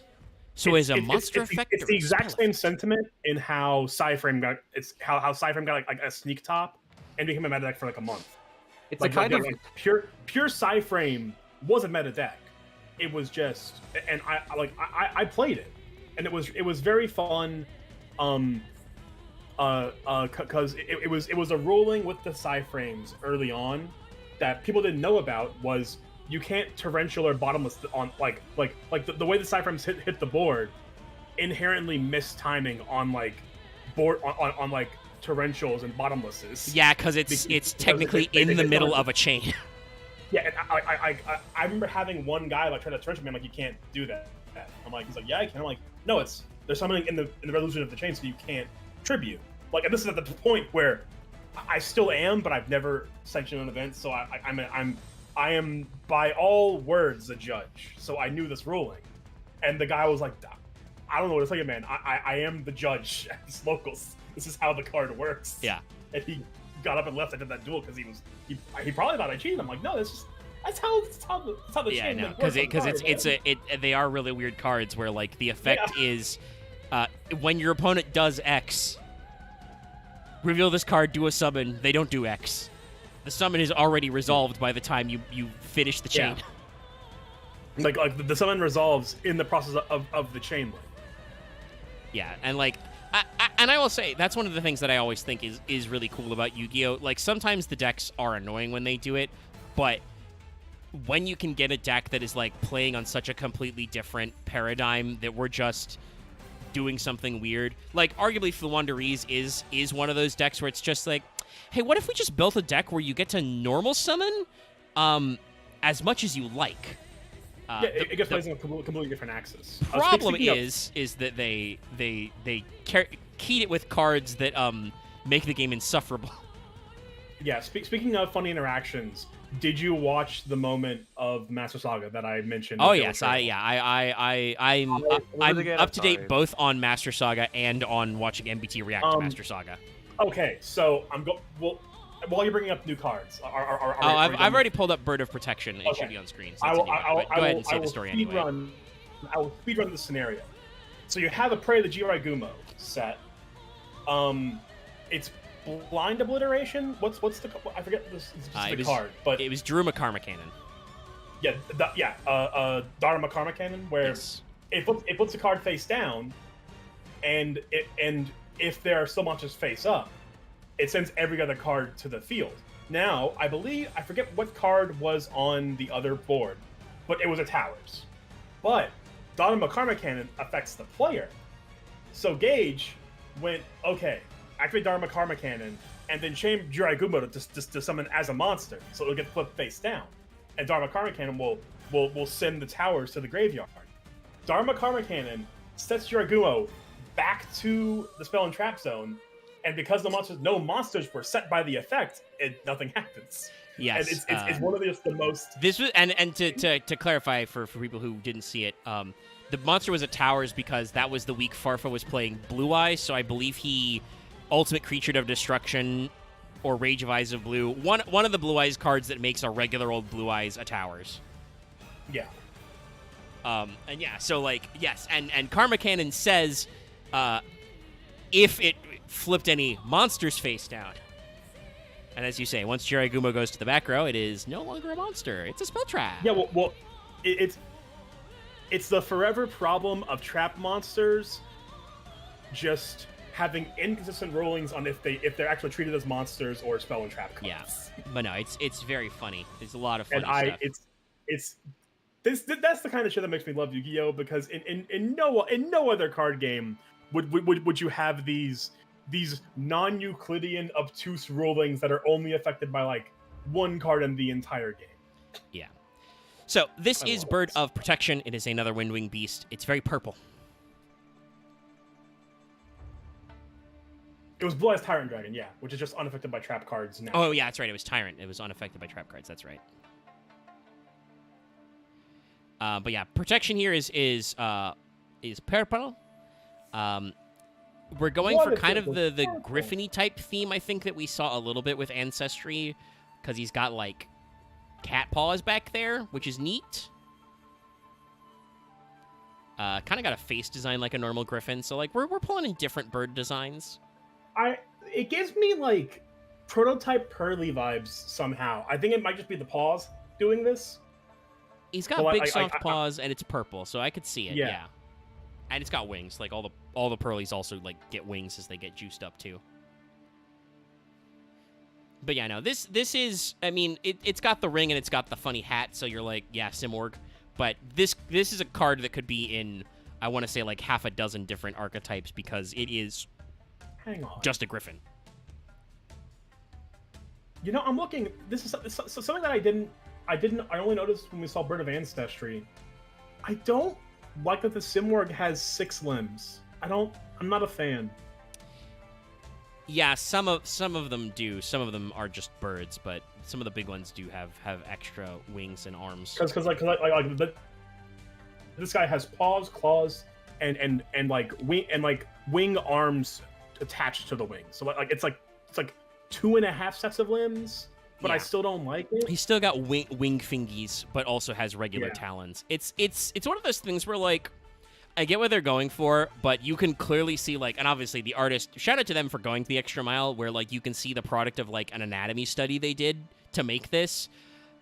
But it looks a little weird because it's, like, his paws are coming out the front of the shoulder joint that is also his wing joints. It's a little weird. And a couple of these have that same kind of like oddness, I think, with their anatomy. But yeah, this is another one of them normal-ass Windwing beasts. Level 4, 1400 attack, 1000 defense. When this card is normal summoned, target a card in your opponent's spell trap zone, return it to hand. So just on normal, bounce a back row. If this card's in your grave and your opponent controls no cards, you can summon it, banish it when it leaves the field. Only use once per turn. I mean, returning to hand is pretty fun, though obviously this, is a targeting effect that activates on summon, so your opponent can still probably do some, trigger some of their cards for you, but you can recycle it from the graveyard anyway, so it's not, a huge loss. It's definitely, though, I feel like one of those things that kind of tempos out a little. Oh, God. Okay. So now we're getting on to our bigger boys. We've run through a lot of your, normal summons with no tribute. So, yeah, it's the retrain of Dark Simorg. Simorg of Darkness. Yes, just Simorg of Darkness. Literally in the OCG, his name is just Darknessu Shimurgu. Literally Darkness Simorg. So sure. Simorg of Darkness is better, but not by much. But they tried. They did the best they could. At least it's not Dark Simorg of Darkness. Yes, Curse of that Dragon, the Cursed could Dragon. have gone that way. I mean, I love Curse of Dragon, the Cursed Dragon, but that's only because it's so funny. Yeah, the only reason, it crosses a line of all right, sure. But Simorg of Darkness is just kind of okay. Sure. So this is the upgraded version of Dark Simorg. I kind of don't like it. The color scheme's not bad, though kind of the gray-green is a little off, but it's just I think the problem is that it looks too ornate, Yeah, we've added too much shit to Dark Simorg, he's got extra spiky bits on his foot bangles. He has that collection of 3 or 4 dragon tails now, in addition to his bird tail. He has feather pauldrons. Yeah, he's wearing feather armor around his bird waist. Not his waist. On his he has winged pauldrons. Oh yeah, right. Also that too. He has spiky protector caps on his wings. Yeah, he's got jewels in his slightly fluffier feathers. Yeah. Who put armor on this bird? I don't know. Haloth. The Elbors. Okay. The Elbors is what did it. Apologies for sleeping in after checking in. Nah, you're fine. It's okay. We've just been talking about birds and stuff. We've just been yapping. I had a rough time birding falling asleep and last night. I bet. But yeah, this is Simorg of Darkness, and it's just it's a problem that is very 2019 Yu-Gi-Oh! Where, hey, remember this old card? We glued a bunch of shit to him. We took we took out our bead bag and stuck a lot of stuff on him. We put out our Konami orbs and we went into the accessory manager of our character customizer and we just filled every single slot with something. We didn't really it was not rhyme or reason. We just kept putting slots on it. And it looked fine. It's like that story told by Jack Patillo on the RT podcast. So we tried to stick a bunch of helmets on birds. Yeah. But at least all the birds consistently had hats before, but now we're armor. I will also say I can't tell where his crown starts and ends. But yeah, it is most definitely larger than on the other It's bigger, it's multi-layered. I think it bolts into the extra double spikes he's got on his cheeks. Yeah. I don't know, man. It's just it's way too over-designed. Bird is more armored than a fucking war haunt condor in Elden Ring. If I did not see this card up close, it would be fine. But looking at a full render, I'm all right, we have. And that's the shame, right? You'd think that Yu-Gi-Oh! Artists would take shortcuts because they're this thing's the size of a postage stamp. No. The artist drew this up at 2,000 by 2,000 pixels, and then shrunk it down. But yeah, so Simorg of Darkness is another one of the level 8s. It's a big boy, 2,900 attack, 2k defense. While this card is face up on the field, it's also wind attribute. Same effect a lot of the dark guys do. You can use each of the following effects once per turn. If you tribute summon a dark or wind monster, you can special summon this card from your graveyard if it was there when the monster was tribute summoned, or your hand, even if not. So pretty good extension effect. Definitely gives you a good funny target to send off your guys that bin guys. And then also, when a spell trap card or effect is activated, quick effect, tribute a wing beast, negate and destroy. Woohoo! So, this card's all right. I think the reason why you haven't seen him in generic decks is because I think Apex Avion is just easier. Not only that, he's a 7, which is like not to discount rank 8s, but I think the rank 7 pool is just rank 8s overall are better good, but if for you're playing a lot wind of- deck anyway, yeah. 7 is better. Yeah, once per chain, when that's any good. card or effect is activated, you can return a Mist Valley to the hand, negate, and destroy. So, like, I mean, shit. The structure guy we're talking about plays Apex Avion in his deck too. yeah, like, no, I mean, like, like, literally, they Apex plays Avion both in is fact. a much better He plays- wind guy. He but plays 2 Darkness and Apex Avion, so he's shooting double. With, yeah. So, with- but with his Simmerg of random Darkness negate. is like, again, in archetype, decent rule. It's pretty easy Yeah. to special summon, and tribute a Windwing Beast monster to negate a spell trap is pretty good, especially because this deck, hates spell traps. But it's not quite, I think, like Apex Avion good, especially because, like, I think for this deck, 7s is a much better pool because Galaxy Tomahawk was legal for a while. I mean, Big Dracosac, Eye, Big Eye is another crazy it good was dark in- card. Hell, if you want to make that burn shit work, Red Eye's, flare metal. I mean, hey, every single Odd Eyes Exceeds monster, like Absolute Dragon is, I think, good. Yeah, no. Yeah, Absolute Dragon is great. Yeah, no. 7s are real good. Yeah. There's what is it? The negate. bane of everybody's 7 like limited pools everywhere. Harmonizer. I forget what the full name is, but Harmonizer Gradiel. yeah, that one is like gets to like negate effects based on attributes that are attached to it and stuff. We're forgetting the most important ranked 7 wind monster of all time. Dracosac. Yeah, I briefly mentioned him. Yeah, Dracosac okay. is like a really good guy. While at this time, Diabolus the Mind Hacker was legal everywhere because we hadn't invented Kashtira yet. Yeah, and speaking of Kashtira, Shangri-Ira and Arise Heart also, Yeah. I don't think they'll do much for you. 8s But they're are options? 8s are a really good pool, but I think in very specific types of decks. Like a lot of the 8 cards are related to Galaxy type engines, and thus are really good for like OTKs and stuff, which is not what this deck is about. Something like Dracosac or Big Eye is like Control-y is much better suited to this. The rank 8 pool is split up into like 3 sections: the Galaxy support, the Gimmick Puppet support, and then every single random ass dragon guy you've ever seen in your life. Yeah. And also Dingirsu's in there too, because I don't know. I mean, honestly, again, I talked about this. This support all came out in the height of TOS, so like being able to make Dingirsu, I guess, in this, does he just require darks or does he require Orcusts? Let me check. Actually, I did not read it. Because if he requires darks, that might actually be a reason to play Simurg of Darkness. It's not even darks. It's just 2 level 8s. Yeah, so like that He would is be a full guy on generic. to pepper in, but 7s is definitely like for utility much better. So we gave Dark Simurg a glow up. It's time to give regular Simurg a glow up. This is Simurg, Lord of the Storm, referencing that structure deck. That is approaching. Provoking, Yes. even. I would say the whole song I've remembered it, but it's been a few months. Black Clouds in Isolation. Still a good song. What does it say is. about I'm looking the way my so life long. is currently that as Vesper recites, I hear perhaps a small shiny rock singing this song to me.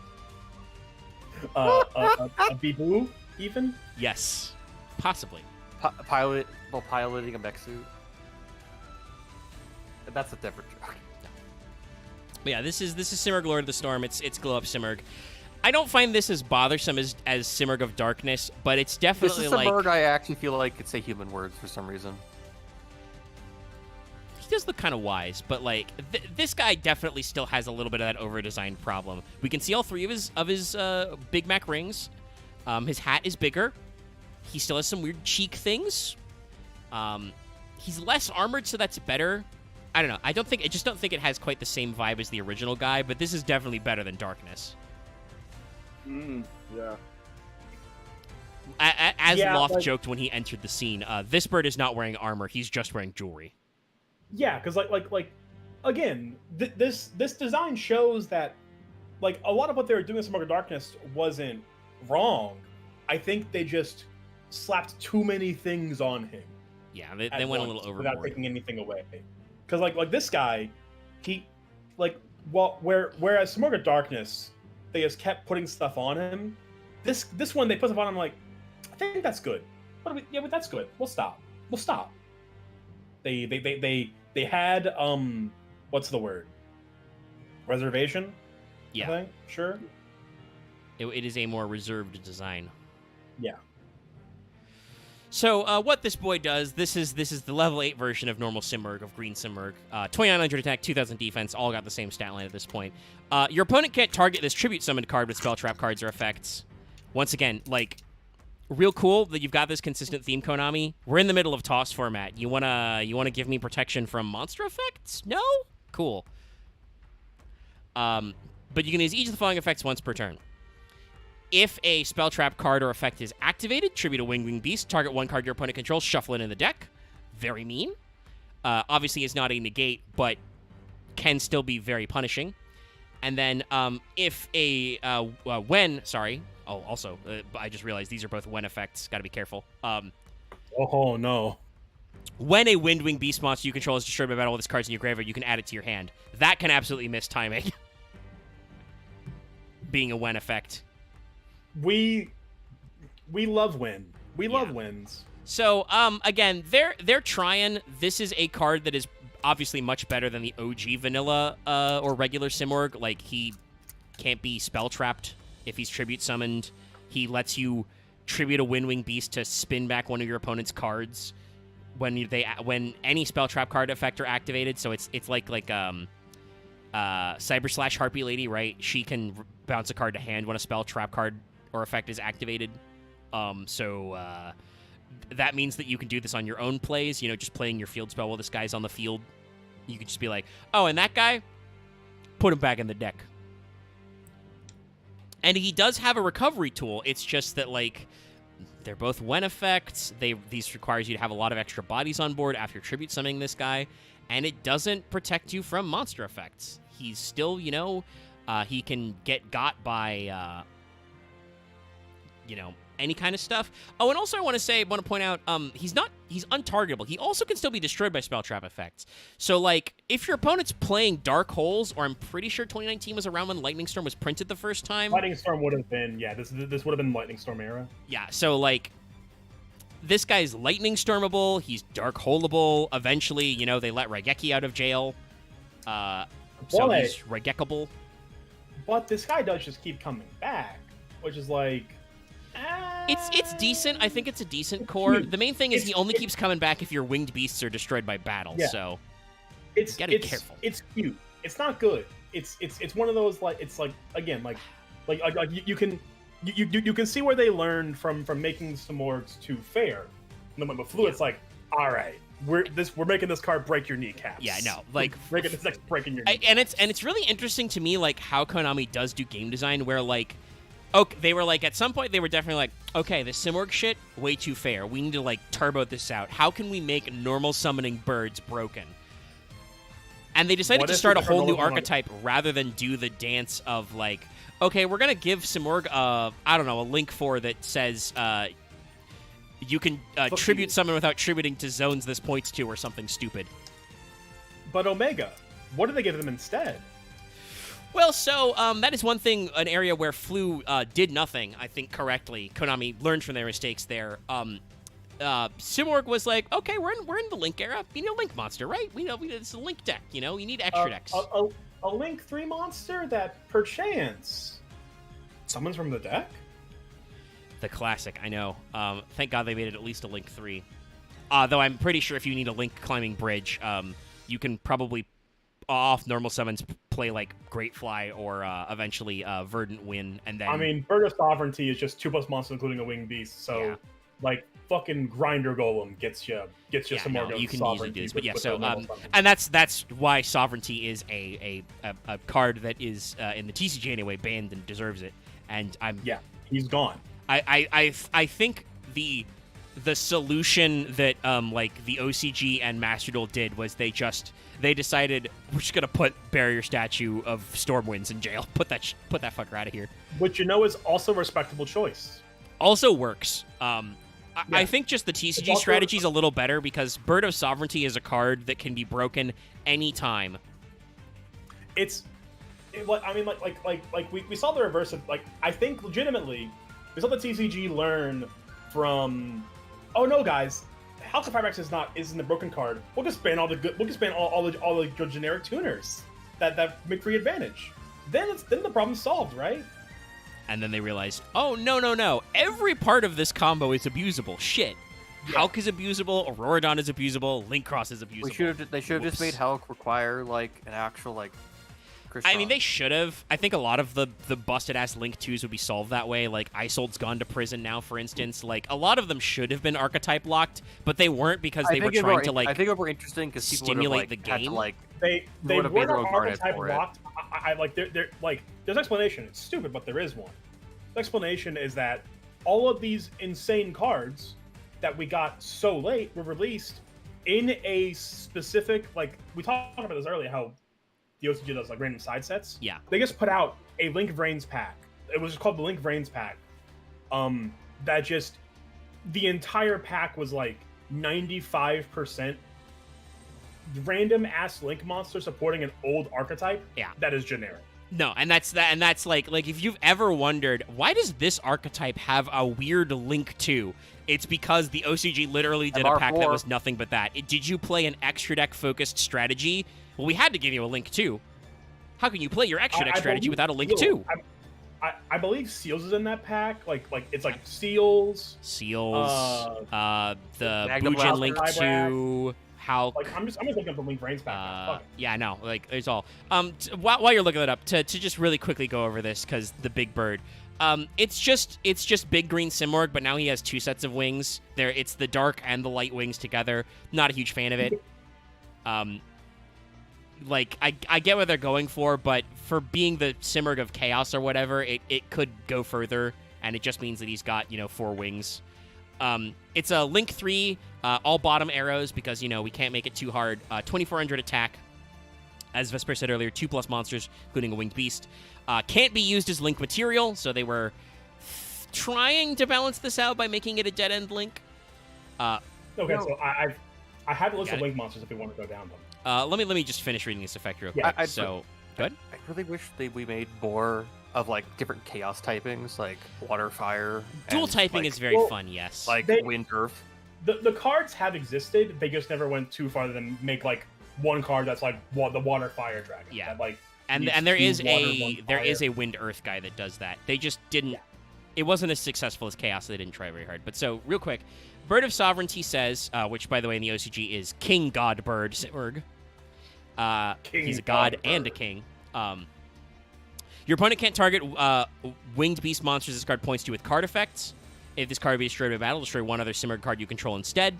During the end phase, you can special summon a winged beast monster from your hand or deck with a level equal or lower to the total number of unused spell trap zones on the field.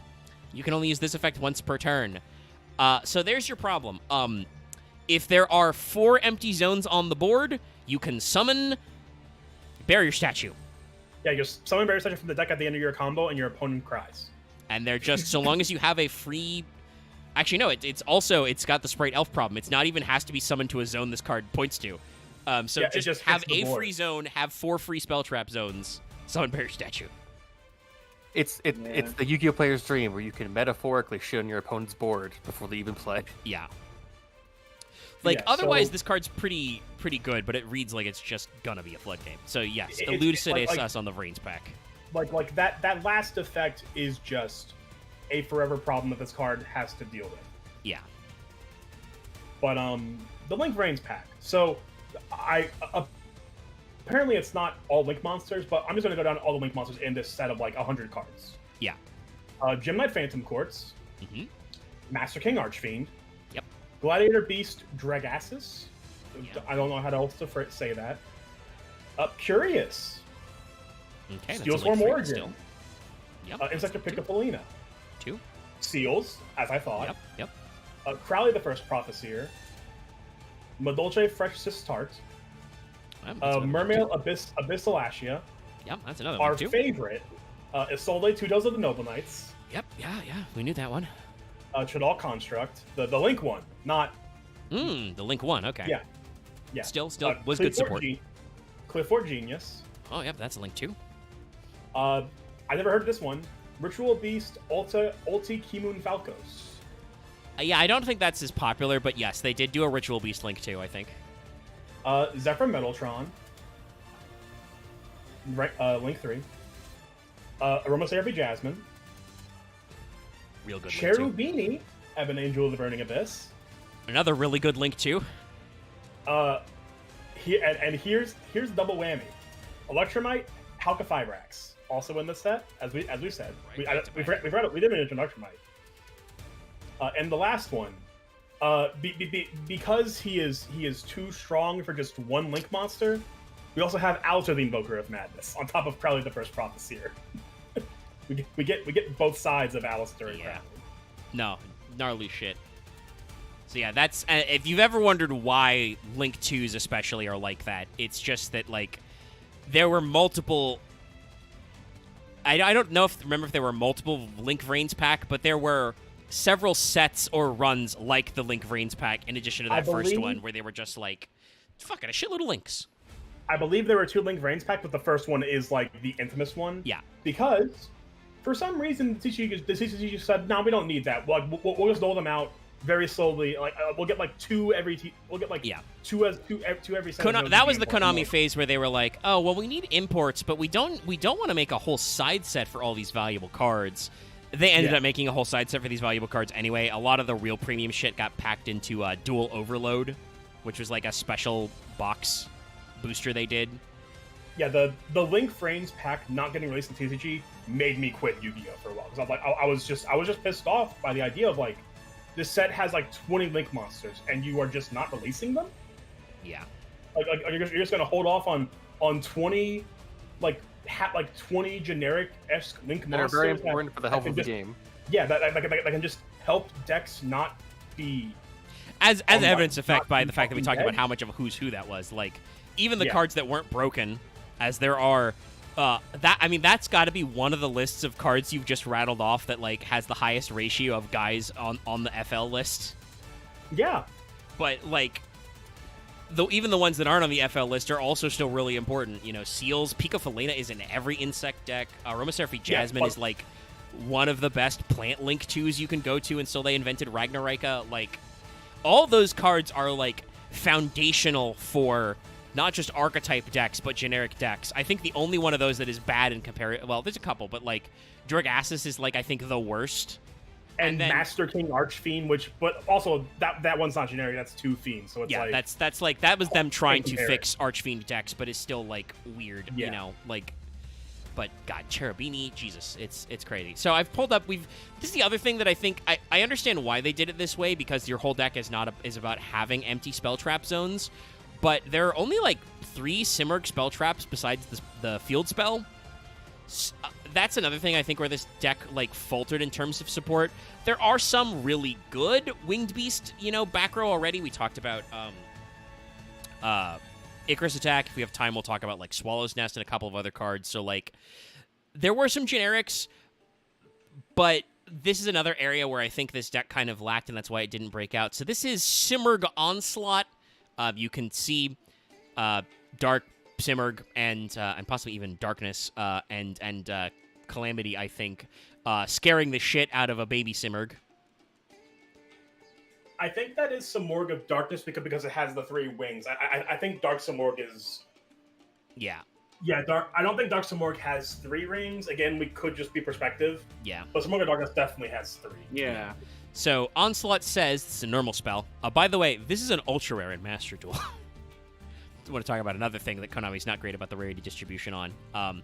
Still don't have my alt arts of the Live Twins, by the way. I got 2 of the fucking Masquerena alt arts when I bought the big pack. I hate this. I hate it here. Oh, right, yeah, I need to work on that. Luckily, there's going to be 2 events in November, one of which will be the Link Xyz Festival. I will be playing Live Twin Sprite. I will kill you. I need those fucking gems. The alt arts for the Live Twins are sick. Anyway, Onslaught's a normal spell that says, discard a winged beast monster. Once again, presuming you're going to have bricks. Add 2 Simurgh monsters with different attributes from your deck to your hand. So you add a Dark and a Wind. You can banish this card from your graveyard, reveal a winged beast in your hand. If you do, reduce all the levels of all monsters in your hand with that name by 1 for the rest of this turn, even after they are summoned. You can only activate Onslaught once per turn. So, both effects are decent. I think the like, it's, discard 1, add 2, so it becomes a +0, but it has to be different attributes, so it means you have to be playing, darks, all of the darks and winds, I think, to have good targets. But, the banish effect is pretty good to level fix guys. So, there's stuff here. It's a decent one. The main thing is that this is a spell trap that is super... well, not super not generic, but, like, its primary effect is you're going to need some number of Simorghs to search off it to activate it to get in your graveyard. But still, very, very solid. And our next card art basically immediately follows up from that. It's going to be the card art for Simurgh Repulsion.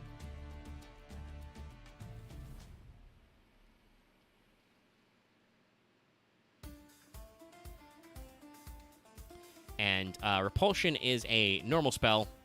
And in the card art, you can clearly see Bird of Protection with Baby Bird and Bird of Bringing, who is freaking the fuck out. Bringing is like, holy shit! Yeah, what the fuck? Get me out of here! I do not like being in I do not like being in this Simorgh war. Yeah, as Simorgh Darkness is trying to fuck some shit up. This is a normal spell that says, discard a winged beast monster, return all cards in your opponent's spell trap zones to the hand. It's just Trunade, but with a discard. You can banish this card from your graveyard, reveal a winged beast in your hand. If you do, reduce the levels of all monsters you have with that name by 1 for the rest of this turn. So It has the same banish effect as Onslaught, but also, like I said, it's a fucking giant Trunade, but with discard a winged beast monster. But guess what? In your deck, that's a plus. Yep. So, again, a decent card, and honestly, this is completely generic. I don't see this teched into Winged Beast decks. You should absolutely play the shit out of this in Winged Beast decks. Discard a Harpy Lady, Trunade them. I mean, you don't need to do that usually because you've got infinite activations of Hunting Ground, but, like, this could be great. Omega, what will you Hunting Ground if you Trunade them? You'll Hunting Ground, you dumbass. You shouldn't have activated Hunting Ground yet. I know, we've all done it. Many such cases, but, like... such cases. Don't you dare. I have to, Love. I have to laugh. Otherwise, I'll cry. Oh, no, I was referring to just the words used by... Oh, sorry, the tone, the voice used by Vesper. That's what I'm saying, though. We have to take our little joys in life, otherwise we're going to explode. It's bad. I know what the inflection is. It's NBT doing an inflection of the man. It is no longer the man. It is like NBT literally has just stolen that joke and runs with it, and is still doing it to this day. So we're just here. But yes, no. Simurgh Repulsion is just generic good winged beast card. And then their final card, they have a continuous trap because. Of course they do. Why wouldn't they? Which is Simurgh Sky Battle. Spoilers, it's 2 Simurghs in the sky battling. It's the big Simorghs, too. No. Yeah. It's Darkness and Lord of the Storm fighting it out, presumably before they fuse to become the God This King. is Virgil and Dante before Nero goes Riddler mode on them. I do like the way this is drawn with like they're kind of like wind spreading out, and you can see the fucking trees going apeshit below them. Like good draw. So, hey, it's not a skill drain, but we gave him a floodgate. So, winged beast monsters you control can't be targeted by your opponent's card effects or their monster's attacks, except for your monster with the highest attack. So, basically, combine Sky Battle with Sovereignty. That's how you prevent your opponent from outing the barrier statue lock. They can't special summon, and they can't attack barrier statue. Get fucked, nerd. Yeah, I think I've been hit by this before. Yeah. You can send this card to the graveyard and to Simurgh monsters you control with different attributes whose original levels are 7 or higher. Return as many cards on the field to the hand as possible. If you do, you take 500 damage for each card returned. Then your opponent takes damage equal to what you took. You can only use this effect once per turn. So this is the funniest Ring of Destruction of all time. Yeah, I know. So they tried to give this a way for you to use the old school Simurgh strat to, like, end the game, you know? Like, bounce everything to hand, you take a shitload of damage, your opponent takes a shitload of damage, presumably after they have been grounded down a couple of turns. You're never going to use that effect. Yeah. Tribute two Simorghs with different attributes who are 7 or higher to do a bounce all and burn? Nah, man. Yeah, go neg 3 for a Trunade and Poison of the Old Man. Yeah, no. Like for to do like you said, Ring of Destruction, you know, it's not even Red Eyes Burn, which is simultaneous. It's not. That said, like I said, the Floodgate effect this continuous trap has is just absolutely, like, miserable. Your opponent can't target any of your winged beasts with effects. That's the protection I was talking about. And then also, all your little guys are protected from attacks. I don't know if they realized that you would be playing Stormwinds with this, but this is such an easy setup for the Stormwinds lock. I mean, I do appreciate just the existence of a funny, like, cowboy-like effect. Yeah. But in the same vein of the original Simorgh, why do you have to tribute 2 level 7 higher Simorghs to do this? Yeah, I know. Like it's the case of, like... Oh my god, no. It's worse than that. With different original attributes, so it has to be... Yeah, it has to be one of the darks and one of the winds, yeah. Just win the game at that point. Who cares? No, yeah, it should not be... I get why, again, like I said, they're so afraid of Ring of Destruction, you know, that they, like, made this so boneless, but it's like... Let's see, hold on. How many... Because you have to tribute 3 cards, so you're down at least 3 zones. Both of those cards mostly require at least 1 tribute, if not 2. So yeah, so... realistically, we're like your opponent has, you know, like, 11 zones max. So that could be, you know, like... 500 times, you know, 11 is what, 55? But also, you can't... Or 5,500, but also, you still have to have that much life points. Yeah, because you take the damage first. To take that dome on the face. Yeah, so, like, and also, if your opponent has a full fucking board, presumably they've got something that'll stop you. You have to flip this you have to have set and then flip this continuous trap face up and have 2 of the level 7 or highers on your board to do it. Your opponent's gonna know, man. Like, your opponent is going to clock this... Like your opponent's gonna clock this before you flip this card to face up. Yeah, no, like they're gonna be like, you've set a card in your back row. You're playing Simorgh. It is literally either Icarus attack or it's the Floodgate. Yeah. Like, no. Like, or I guess maybe Imperm, but still, like, yeah. You know, it's like no, it's just, yeah, no, it doesn't make a lot of sense. And like I said, I think this is part of the reason why this didn't become a competitive deck. Like I said, they've got four cards that are spell traps. Obviously, like we've said,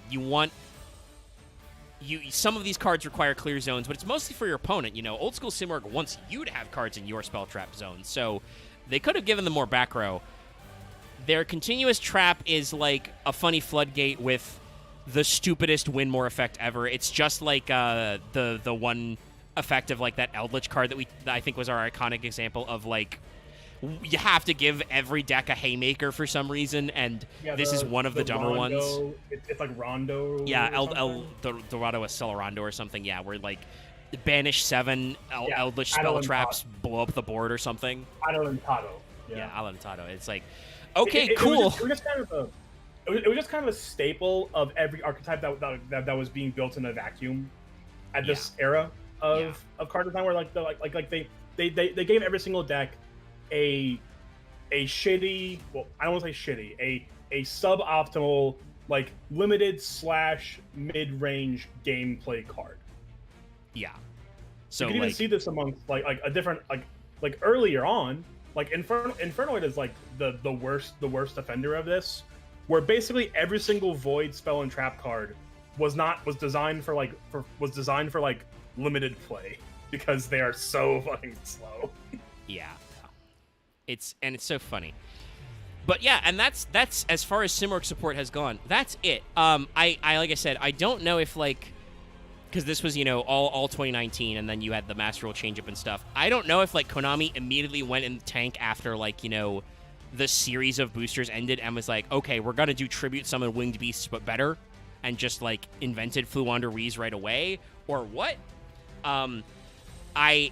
I feel like it is kind of redundant now where, like, yeah, you can still pepper in some of these. Chad even mentioned a couple of the, like, I think, like, the level 4s might show up in, like, Raid Raptor brews, you know? When like the exterminate, I forget what the extermination is. Is it Perfection? Yeah, Perfection. Yeah.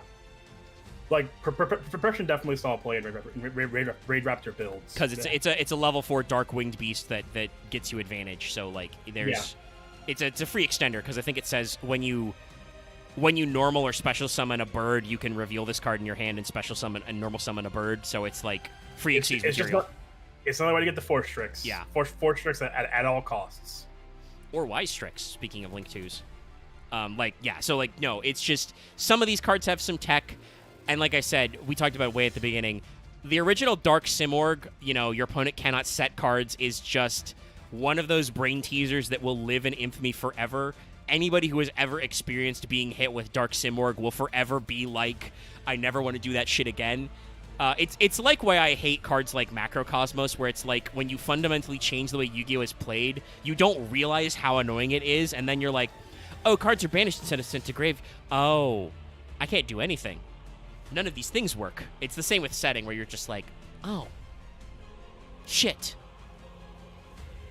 Like... So, you know, but otherwise, this is a deck that, like, clearly had some bones. Like, they built a pretty good normal summon engine where all of your guys, like, on normal summon extend, and all of them are designed to link climb into the Link 3, who is, you know, the end of the combo, basically. But it just doesn't... It's a control deck that revolves around either your opponent having clear back row or bouncing their back row, and it doesn't do anything about monster effects in the middle of toss format. Which I would like to remind you. Sky Striker. Situation. Yeah, it's a situation of, I think, a very good low-to-the-ground kind of concept that was made, but its worst offense is that it's requiring your opponent to play a certain way. That especially in toss format, and like for like several years up until this point, people thought like up until like maybe 2021, 2022, the sentiment was you shouldn't play trap cards. Trap cards are the worst cards in the game. Literally, I think it was Lab, which would be 21. Would be like that's when we were like, oh no, back row is real now. Like we've revitalized back row, and there are other back row decks as well, but like. Labyrinth, I think, was the time where Konami was like, oh, so trap cards are useless, huh? I feel like Konami has done several archetypes that are that designed where, like, people start to parrot this common wisdom, and Konami goes, oh, wanna bet? Like, I swear to God, Tenpai is, everybody's like, battle phase is useless, battle phase doesn't mean anything, battle phase has never mattered. Konami's just like, hold my Mahjong beer. I mean, it was essentially to the point, like, in, like, 2016, 2017, I was playing Yu-Gi-Oh! If people were setting back row, they were playing stun. That was it. It was just, oh, they're setting back row, I'm playing stun. I'm playing against stun. Okay. All right. Yeah, no. So like they chamber. They clearly had the speaking of, our cubes and stuff, like honestly, I could probably put the Simorghs, not Dark Simorgh, but I could put the rest of the Simorghs in like a low to the ground cube with a certain theme. I don't know if that would be like Winged Beast decks or like try and do the like Wind and Earth Wombo, but like they've got enough juice that, like, that could be a decent strategy in a limited format. But Yeah. Konami has not really floated them out some support or not. So my remaining cards, I have, like, half a dozen cards that are just kind of, like, other wing beast related cards that kind of, like, show up a little and enter places. This is, I don't know if you've ever seen him up close, but this is Elector, Sovereign of Birds, or King of Divine Birds in the OCG. Maybe it's because we've seen nothing but birds this episode. I like this guy. I dig it. Yeah, no, I certainly don't think he's bad. He's definitely a breath of fresh air with his, like, reddish color scheme. Once again, this guy's got a Zone of the Enders codpiece going on. And he's ripped as hell. This is also very Digimon, yeah. Like, his codpiece is threatening to stab me. And I don't want a codpiece to be threatening. You know? Yeah. But no, so this is a level 6 Windwing Beast, 2400 attack, 2000 defense. So kind of a Monarch. Monarch adjacent. If your opponent controls 2 or more face-up monsters with the same attribute, you can special summon this card from your hand. Which, by the way, this card came out in 2011. Actually, well, it came out a little earlier in, like, 2010 as, like, a manga promo card, but it was printed in, like, a battle pack and in, like, a turbo pack in like, the 2011s, 2012s. You still see this guy in weird side text just because of that, because if your opponent's playing mono attribute, he's a free 6. Also, once per turn, you can target a face-up card on the field that target's effects are negated during this turn. There can only be one face-up Elector Sovereign of Birds on the field. So you can't, like, multi him out, but he's a possibly free special summon. He's really easy to summon. In Simorg, I think he's easy to summon, especially because you can level fix, so you can make it so you can tribute summon this guy, or normal summon this guy without tributing. And he's just a once per turn negate. That face-up card, it's negated. Just a good guy to see in bird decks. Let's see. This card, where did this next card come out? This was in Raging Battle. This was a sneak peek card for Raging Battle. It's so funny. This is another one that was recommended in the structure deck to add. This is a card you've probably never heard of. Oh, hold on. The copy did not work. Let me try that again. But a card you've probably never heard of. This is called Battlestorm, or in the OCG, Bloodstorm. Bloodstorm. Man, do we need to get Blood Shepherd in here too? What's going on? It's just this is just That's evil. Captain Falcon. That's Captain Falcon. It's Captain Falcon, but it's also I'm gonna assume this is what Swift Birdman Joe fights. Yeah. What was his name? Let me look him up again. Like. Yeah, that is. Yep. No. What this was like- his name, Omega? This guy. Yeah. Battlestorm, all one word. Oh, just Battle. Yeah, I know, Battlestorm. It's wild. Why is this man not called, like, help? What's the opposite of Joe? I don't know, Thompson? but I mean, I will say his OCG name I mentioned earlier is just Bloodstorm. Okay, interesting. He's the guy in Swallow's Nest. Yeah, I was going to just say that too. This is the guy on Swallow's Nest, which is another, we'll get to in a second if we got time. Another fairly generic this guy. They reference both Captain Falcon and Harvey Birdman. He does kind of have a Harvey Birdman type mask. But once again, this is another card that, like, they recommended it for a reason. This is a Dark Winged Beast, level 4, 17, 1000, so okay stats for the time period. So first of all, this card gains 100 attack for each winged beast you control. So at most 2,300. Yeah. Well, not terrible. And also is auto. It's not other, so he's actually already secretly 1,800. So like decently average stats. Also, once per turn, soft once per turn, by the way. Target a spell trap your opponent controls, destroy it. You have to control 3 or more winged beasts to activate and resolve this effect, which under normal circumstances is a real pain in the ass. But in the way they ended up building out Simorg, not that crazy. You can get like 3 normal summons in Simorg. Yeah, it's not that hard at all to just swarm a bunch of little baby birds on the board. Yeah. Drop this guy down, And and so then, yeah, and like off this they're is a once per Thank you, turn, Ross. spell trap pop, and also like you said, he can become bigger, Oh, and no. he's a dark bird. So like honestly, this is a Hey. guy that's worth playing. Hey Omega, check Portrayal chat real quick. Oh, Mark no. was giving us some unfortunate knowledge. Oh, okay. This is going on stream. Thank you very much, Marth. Look at this man. Oh This my is- god. They've made me dislike this card art because this card art looks dope, and then he hits the anime in Zale, and it's I mean, like, I'm oh, fairly It's a certain bad that- fucking angle.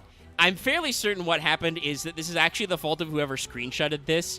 Like, this feels like this has to be a tweener frame. It probably is, but it's still It's unfortunate. goofy as hell. We've, like I said, oh my god. But yeah, Battlestorm Oh. is absolutely a guy you should play in Simurgh. It's very silly. I'm reading. I'm reading the series of events that this card showed up in the anime. Incredibly funny. What?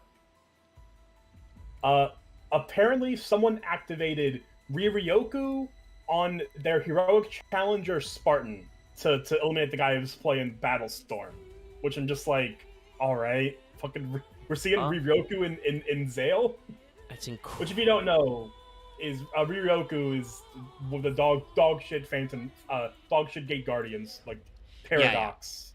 It like halves It a monster's attack yeah. and gives the half to their guy. Yeah. The retrained version is way better. Like actually like does like helps you OTK with Gate Guardian, and also it has the graveyard effect that all the Gate Guardian spell traps have. By the way, Gate Guardian. As much as like normally I feel like I'm usually a Gage hater, especially because he is playing Cashier in this, but he is the Gate Guardian man. He has gone Gate Bro. Guardian mode, and that is the core of that deck. He's killing. I cannot even be mad at the Kashtira cards in his deck because he is just playing Gate like the Kashtira cards make incredible sense with the Gate Guardians, and it's why they're in the same pack. And like, Yeah. it's just a really fun pack of Yeah, no, cards. and like also actual Omega, I OG would counterpoint you, Guardians. as a Simo just unliker. I cannot hate Gage, even though he is stupid half the time. that's fair. I've like straight up stopped watching progression series, so I don't really know what's up with Gage. I just lost reactions because I don't. That's fair. Actually, and I'll say nothing like super against Simo. It's just as he expanded to like 5,000 series for a little bit, and then that kind of narrowed down naturally. And as stuff like History of Yu-Gi-Oh! And History of Jank and etc. dropped off, I just stopped watching less. So I'm not subbed to Simo right now. But like no, I think that like in some of the Master Saga seasons, so far Gage has been can be a little annoying. But, like, his turnaround to, like, activating the Gate Guardian, I'm so here for this. That said, admittedly... No, go the ahead. worst finish Age of Gage in Master Saga was him tunneling into the Labyrinth pack like 7 times. Yeah, And- I like and Lab, but fail- also, like, failing it's to just so learn- repetitive, and also, like... I don't think Oh, he even was building Lab that good with what he had. Like, It's not that he was playing Lab. I don't mind that. It's that the Lab pack sucks, actually. yeah, the Lab pack is he- terrible. And he just refused to accept it. This is a comment I actually left on the latest episode of Master Roulette, where I straight up said, so what we've learned from this is that selection secret packs have gotten worse as time has gone on, because that episode of Roulette that just happened was miserable. Like, Dizzy finally playing Mikanko, but not really, because the Mikanko pack is horribly balanced, so he's got like 6 Mikankos. Well, yeah, like the packs have gotten worse in the sense of for these shows, where like the only cards that matter in this set are the foils. Yeah. All of like the commons and shit are unplayable garbage. Yeah, like Konami has, I don't know what their profit margin is on Master Duel, but they've gotten like really bad about the ratio of ultras and stuff. Like, and this trended on Twitter for a little bit, but like that was a major complaint when they did do the alt arts of the live twins. The live twins are normally supers. They literally spike them to ultras for the alt arts, and it's like, okay, guys, like, do you need this much more money? Douglas Zeef keeps you fed. He has 3 people or like 4 people a week buying enough gems to open like 20 booster packs. Yeah, like four people a week. Like, I mean, technically 5 if you just count Doug both times. That's in true. both Doug series. has to double up. Yeah. So you have 5 different instances of people spending like probably $100 on gyms every week. Yeah, no, like it's. I know that's not enough in like large corporation, but he's. But that's just one content creation angle. Never mind that many Yu-Gi-Oh streamers who are like big full-time streamers, you know, just buy packs to open. You know, they just buy gems to rip. Like, it's like I can't imagine that they actually need to like turbo out incentivize gems that much. But yeah, anyway, their business aside, we're going to talk about a couple more cards. Let's pull up a next one. This one's not directly related yet, but will be tied into something later and is a card you may have seen. This is the original card art for Sonic Bird, a classic. Just real quick, say what Sonic Bird is. It's a level 4 winged beast that says when it's normal or flip summon, add a ritual spell from your deck to your hand. It's a Manju, but weaker, but also you can flip it face up. You can flip summon it. But it shows up in some decks. And the card art's, like I said, one of those old school recognizable card arts where you're just like, who thought of this? Oh, yeah, that's because it's rad. I've never seen the eyes on Sonic Bird. Why are his eyes the most generic, serious anime person on an animal? Because it is. He's a serious bird. He's got a jetpack. He's going to experience supersonic flight. What is it? Learn to Fly? I love the Foo Fighters song. But this will be a great one. On that note, I need to start getting ready. Oh, you going to work? Yeah. All Go right. work today, tomorrow, the day after that. Soon myself. Then we'll speed through the couple of card arts real quick for a couple of cards. Talk to you later, Loth. This is a 2-part because they did a very funny thing that I like. Sonic Bird. They went Sonic Bird into the card art that's up right now is Sonic Tracker. I do like that. There's just for no reason that there's just like the proof of concept Sonic Bird, just like it's just the card art like ripped and just like put as like a post-it note on the core. And then the Sonic Tracker is the ritual spell needed to summon Transonic Bird. Canonically, according to like the little lore booklets they've put out, the bird in Transonic Bird is the son of the Sonic Bird, who left the plans for his improved jetpack to his child. And I also, love that you even see Sonic Bird's his goggles. I love it. Yeah, but also you'll notice that Transonic Bird has a big glowing silver ring behind him. Canonically, Transonic Bird acquired the parts. Yes, it required the parts to finish its jetpack from an ancient bird of divinity. So, yes, Transonic Bird is wearing a piece of a dark Simorgh because it's silver on his back. So that's just like, I love when Yu-Gi-Oh does cute shit like that. Sonic Tracker is a ritual spell that's pretty normal. It's to summon Transonic Bird. You contribute from hand or field. But it does allow you to make the level of the monster special summon become equal to the level sacked for its summon. And then also you can banish it to target a ritual monster you control, send a ritual monster with the same type or attribute from your deck to the graveyard. So it's got like a lot of generic ritual tech. Transonic Bird is a level 4 ritual, dark winged beast ritual with 0 attack and 2400 defense. Once returned, you can reveal a ritual spell in your hand, add a ritual monster from your deck to your hand whose name is listed on it, and then shuffle the revealed card into the deck. So it's kind of a pre-prep, but you have to shuffle the ritual spell back. But also, during your opponent's turn, quick effect, you can send a ritual from your deck to the graveyard. This effect becomes that ritual summon that summons a ritual monster. And if this ritual summon card is tributed, target a face-up card you control is negated to the end of this turn. It's just generic ritual deck shit. I'm like speed reading it, but it does like 3 different things. It lets you put a ritual spell back in the deck to add the ritual monster so that you can then, on your opponent's turn, send the ritual spell to your graveyard to activate its effect, and also tribute it because you fixed its levels with its ritual spell to negate.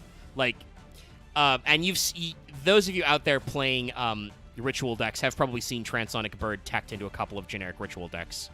Like, I'm pretty sure, speaking of Gage, when he was in his Shino Bird phase, I think Transonic Bird may have made the cut in one version of his deck or another.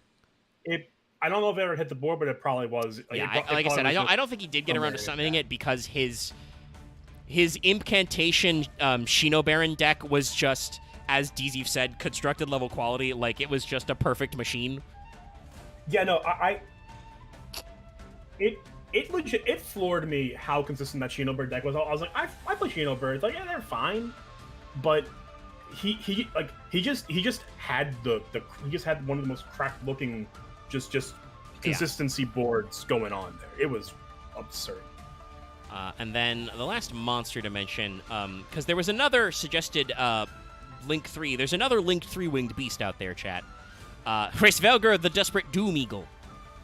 Not Hraesvelgr.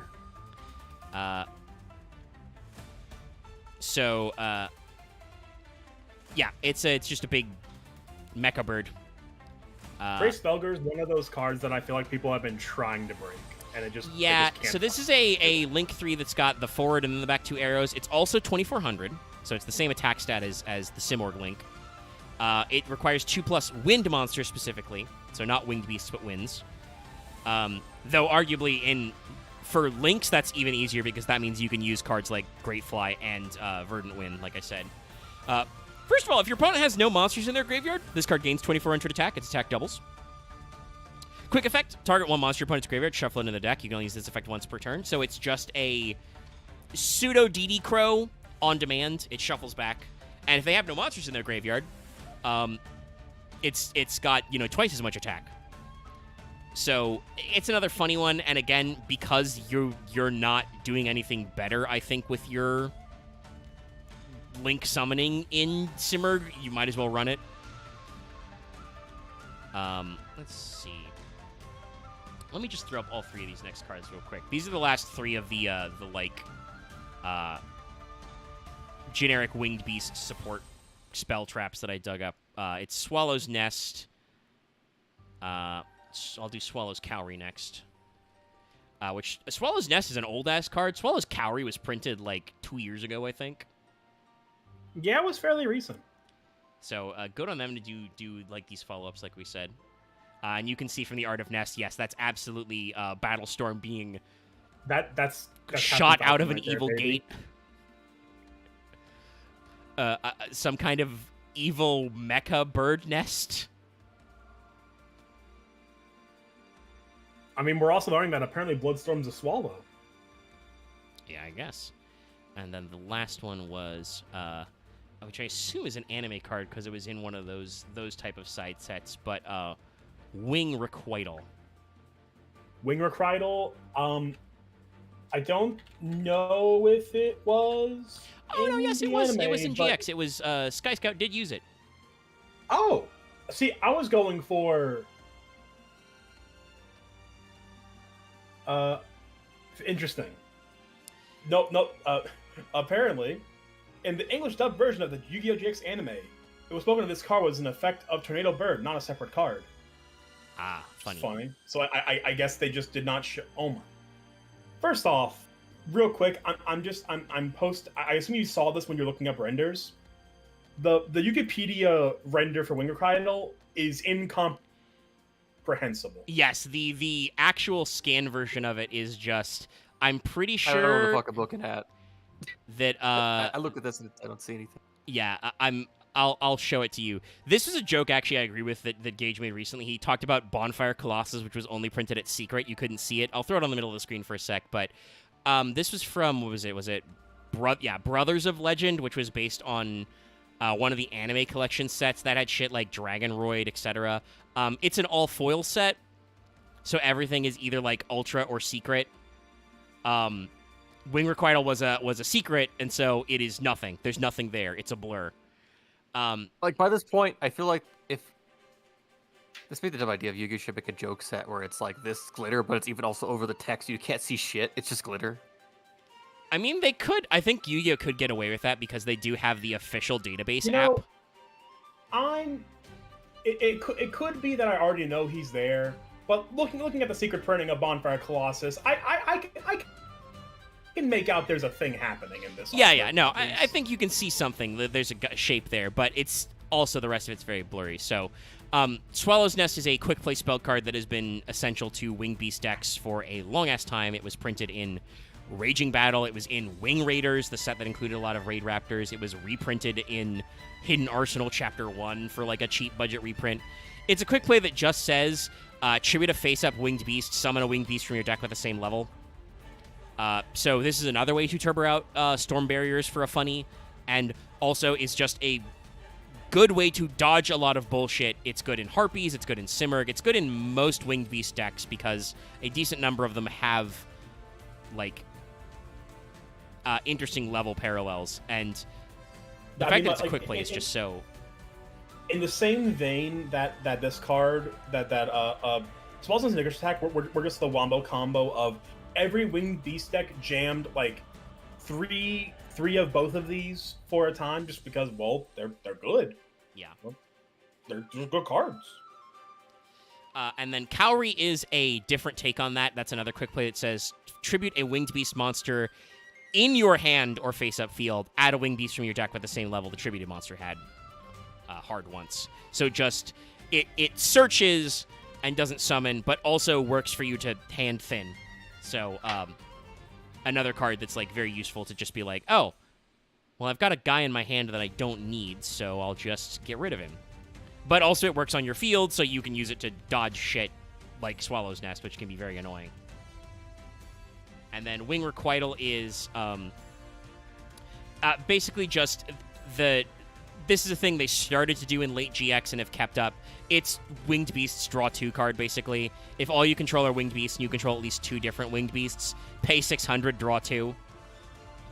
I don't think that Winged Beast decks have been popular enough for this to come up, but I could totally see this being in some Winged Beast decks.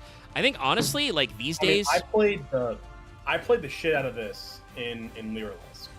Yeah, I think it's a good one. It's a good card for Lyrilusk, you know, because you got a lot of little guys you're spamming out. I think the only reason why, like, you don't play it in Harpy is because Harpy Feather Rest is just Wing Requital, but extra steps, because it's also like a Avarice. You get to shuffle back 3 Harpy Ladies and then draw 2, ideally. But, like, no, Ring Requital is just, hey, we gave Winged Beast to draw 2. Do you control 2 different named Winged Beasts? You get to draw 2.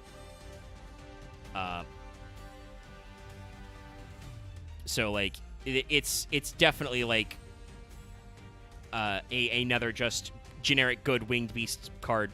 And that's some of the thing that I think we can say about this is, like, while their attempts to turn Simurgh into an archetype that stands on its own didn't really work, they at least stuck to the old school theme of that original structure deck long enough that, like, several of those cards are just good Winged Beast support. And Winged Beast, I think, is one of the, like, especially Winged Beast, is one of the tribal types that has had the most consistent generic support. Like, I would say it's right up there with cards like Warriors, Zombies, and Dragons even, because they're just, like, you've had Icarus Attack for so long, you know, Swallow's Nest for so long, Harpy's Hunting Ground, you only get the pop effect off Harpy Ladies, but it makes all Winged Beast monsters better. Harpy Lady number 1 is all wind monsters get bigger, you know? Like, Konami has consistently made this a thing you can do, and it's really interesting. And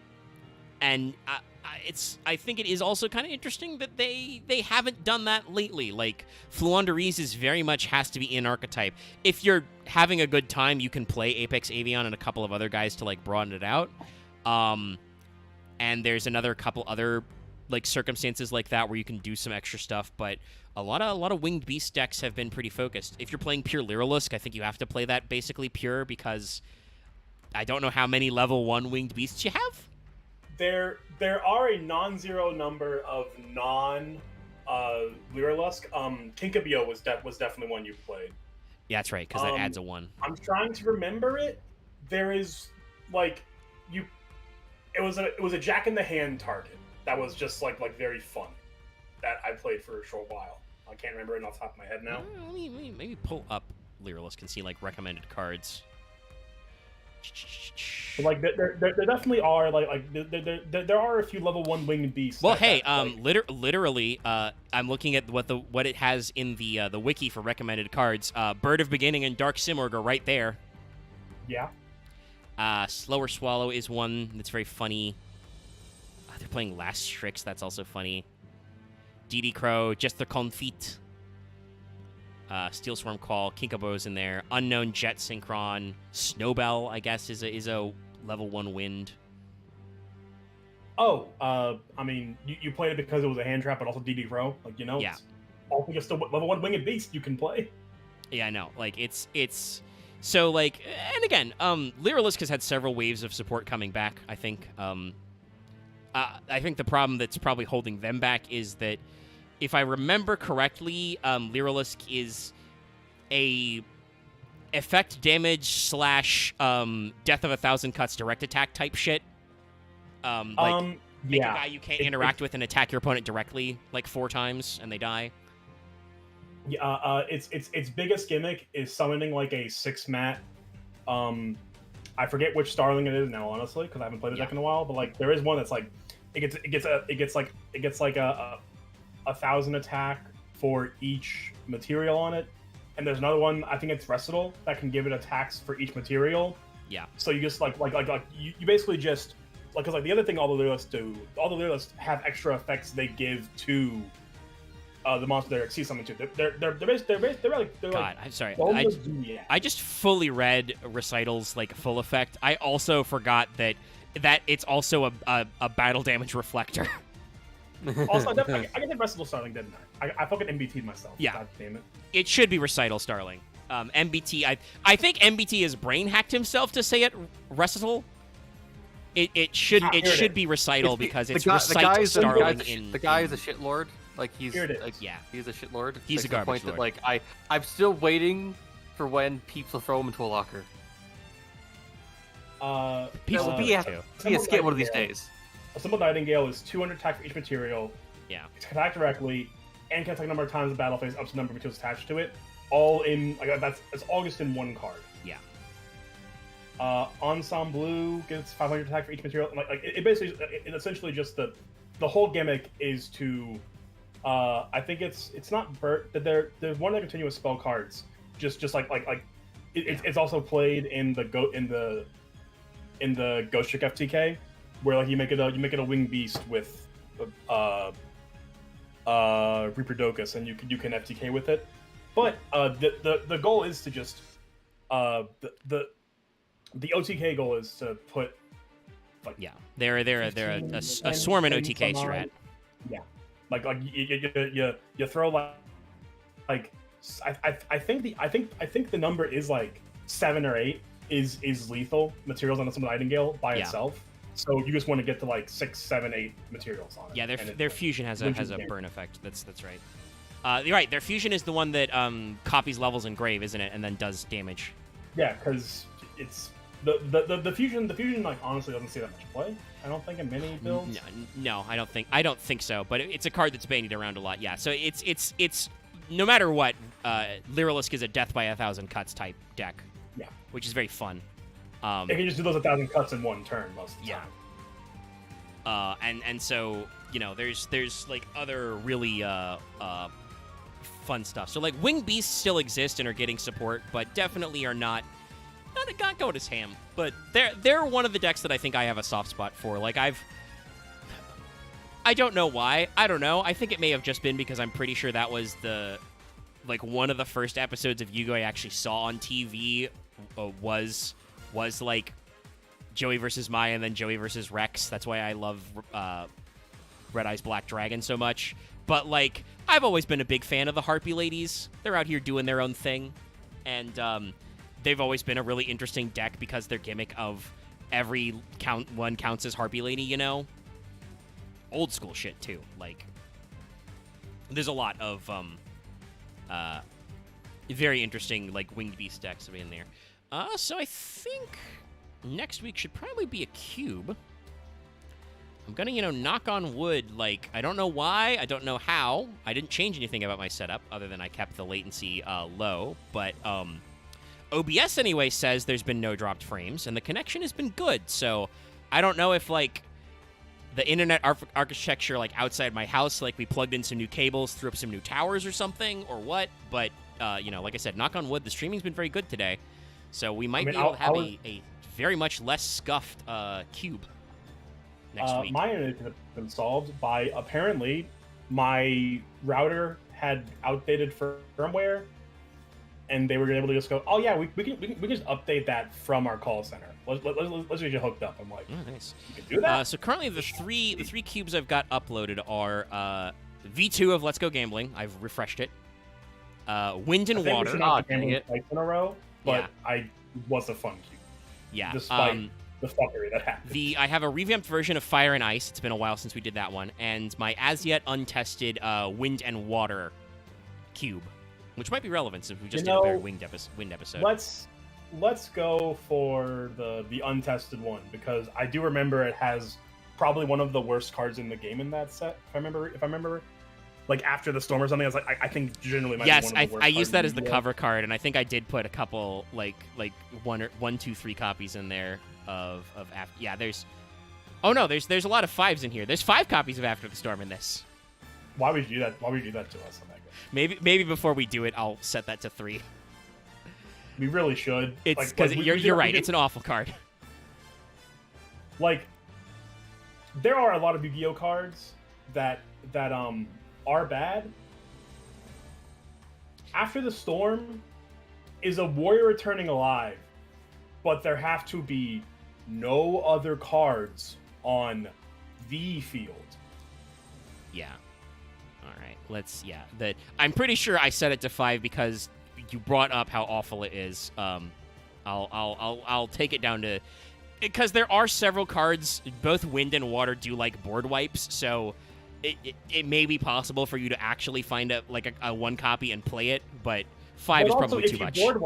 If you board wipe and just set a shitty spell card that will do nothing, you've turned it off. Like the way you get around it is just set 1 card. That's all you need to do.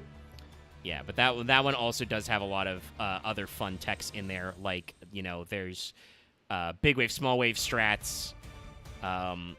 Big wave, small wave is will always be one of my, like, on the exact opposite end. That's one of my favorite cards, I think, in Yu-Gi-Oh. I've got both a few copies of both the Water and Wind Cataclysmics. There's a handful of Cloudians in here, like if you want to go Cloudian strats.